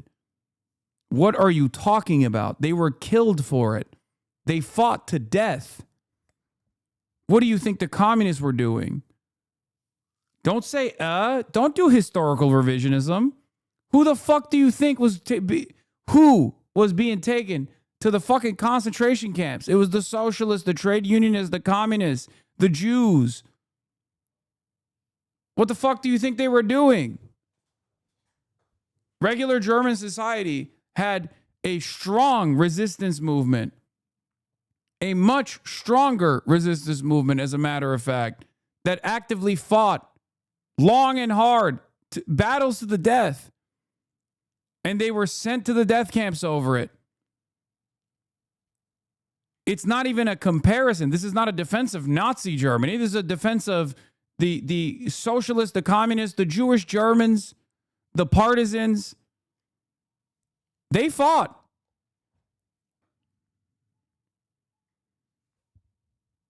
They fought in much, much larger numbers than Israeli society ever fought against the Zionist movement. It's not even a comparison.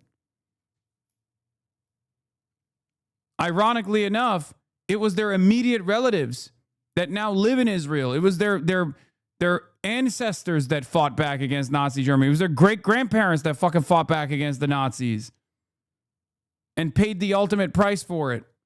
And now Israel not even whitewashes, but like revises that history, treating victims of the Holocaust and their immediate relatives as weak. Jews with trembling knees, they say. An unimaginably ahistorical approach that even Jonathan Greenblatt advanced the other day, where Jonathan Greenblatt said the ultimate Zionist propaganda: no longer are we the Jews with trembling knees. Israel is strong because of Zionism. It's one of the most disgusting ongoing ways in which pro-Israel folks lie about their own history of Jewish resistance. It's utterly depraved.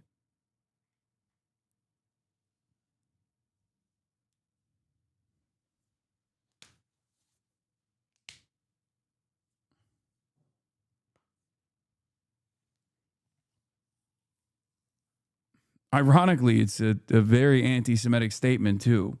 Gas terminal in Qatar. It followed an Israeli attack on a massive gas facility in Iran. This is sending oil prices to staggering new heights. As you can see here, they have skyrocketed since the war began. Here in the United States, gas prices are now getting closer to the $4 mark. After the attacks, President Trump issued warnings to both Israel and Iran. Charlie D'Agata is in Tel Aviv with the latest. Charlie, good morning. Good morning to you, Vlad. A lot to get to. President Trump squaring off against both sides of this conflict, saying the U.S. has nothing to do with Israel's bombing of Iran's gas fields, demanding that Israel stop immediately and threatening to blow up Iran's gas fields if that country keeps attacking energy facilities in the Gulf. The world's largest liquid gas plant, Ras Laffan in Qatar, in flames after Iranian strikes on the facility. The world's largest gas field, South Pars in Iran, among multiple sites attacked by Israel. President Trump angrily berating both sides on social media. No more attacks will be made by Israel, warning if Iran strikes Qatar again, the U.S. will massively blow up the entirety of the South Pars gas field at an amount of strength and power Iran has never seen or witnessed before. Iran's attacks are still getting through, with more civilian casualties night and day. We arrived in this suburb of Tel Aviv to find an apartment destroyed, twisted metal, and broken glass in every direction. Over the course of the past few days and nights, we've seen an increase in the frequency and intensity of these cluster bomb attacks. They are hard to defend against because there's lots of them, and they can fall anywhere. This neighborhood has been hit twice in 2 days. The first strike killed an elderly couple who police say couldn't get to the shelter in time. Philadelphia native Paula has lived here for 13 years. Americans will be wondering, why do you stay? I think it's more important as a Jew to be here than ever before. I still feel safer living here than I do being a Jew living in the United States or Europe right now. Lady, you are fucking insane.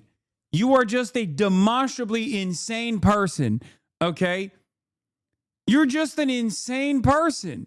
That is the most insane thing I've ever seen. You're standing next to rubble.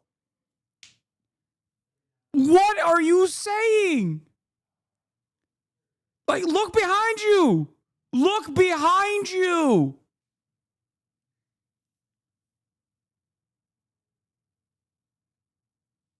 Oh my God, it's unbelievable.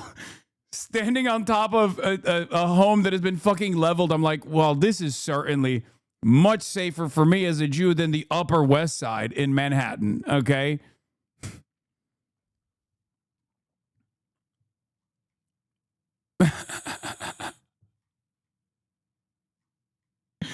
This is brainwashing. That's it. There's no other way to describe it.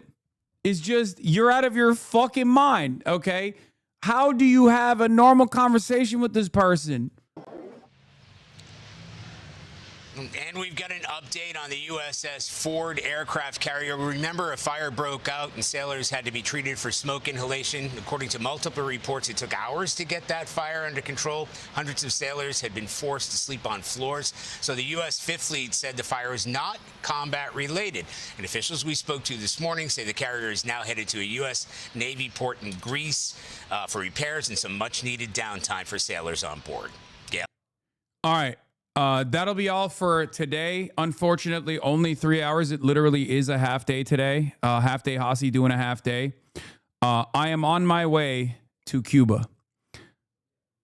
By this time tomorrow, I will be live in Cuba. I will be doing a regular broadcast in Cuba as well. For those of you who are asking, I am joining the flotilla, the aid mission to Cuba, alongside numerous other politicians, artists, activists, advocates, journalists on a humanitarian aid mission. I'm going to Cuba to, one, bring awareness to the plight of the Cuban population as a direct consequence of American intervention on the island nation for the last couple of decades. And I'm also going to deliver, alongside many others, humanitarian aid to the Cuban population, including but not limited to solar panels. $400,000 worth of solar panels have been bought by the Answer Coalition and Code Pink. We are going to get to the island and interview a bunch of people. I'm going to be doing my regular news coverage when I'm out there. I have established a place where I'll hopefully be able to have internet access and energy, even though the grid is on shaky grounds. Well, you know, the situation is very fluid down there, but you know, I'm very excited. I'm very excited to go to Cuba and see the Cuban folks, which is a beacon of hope and resilience.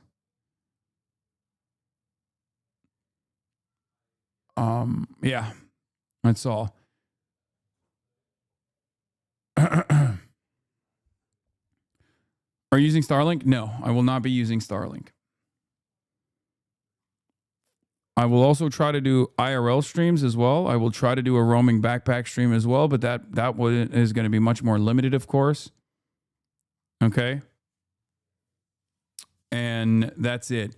We are not going to be transmitting through the flight or the flotilla either. Initially, we set it up so that I could stream it, but I'm not going to be streaming that process either for safety concerns. But I will be live when I get to Cuba. Okay?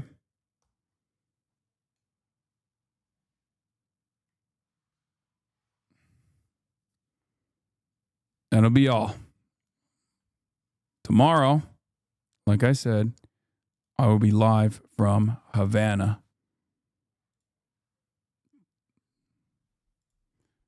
We'll also be vlogging or shooting a mini documentary when we're out there as well. Peace, everybody. All the chatter's trickling in, hostile people hate. Sunny in Los Angeles, California, says Hasan. Stun luck to the stun luck to the topic's just begun. 'Cause there he is again, Hasan is streaming. Hasan is streaming. There it is again, Hasan is streaming. Hasan is streaming. Reviewing a Chinese train, telling Kyle place. Sun and Asmin chatter loves, giving Greening's grace. Zoran winning NYC, woke two back with the force. The Rogan of the left, to me a dumb himbo still of course. The Charlie Kirk assassination, the Fear and Online show. 8 full fucking years of this, and plenty more to go. Doing fun stuff tomorrow, throw PBS up on the screen. A man-made horror reaction brought to you by this life's dream. 'Cause there he is again, Hasan is streaming. Hasan is streaming. There he is again, Hasan is streaming. Hasan is streaming. Kicked out of the DNC, IRL with March the Goat. Combating the propaganda that shoved down people's throats. CBS Israeli news, a coup, a regime falls. A full-blown fascist takeover, and still the duty calls. Total radicalization coming out to see. The system will always fail, it's up to you and me. On these daily streets, whether short or whether long, have helped millions of people keep it moving right along. 'Cause there he is again, Hasan is streaming. Hasan is streaming. There he is again, Hasan is streaming. Hasan is streaming. But hey, what can you say? That's BBS for you. But he'll play games real soon. Just you wait. Say, hey, what can you say? That's BBS for you. But he'll move on real soon. Just you wait. Ba-da-da, ba-da-da, ba-da-da-da-da-da. Hey, what can you say? Hey, that's BBS for you.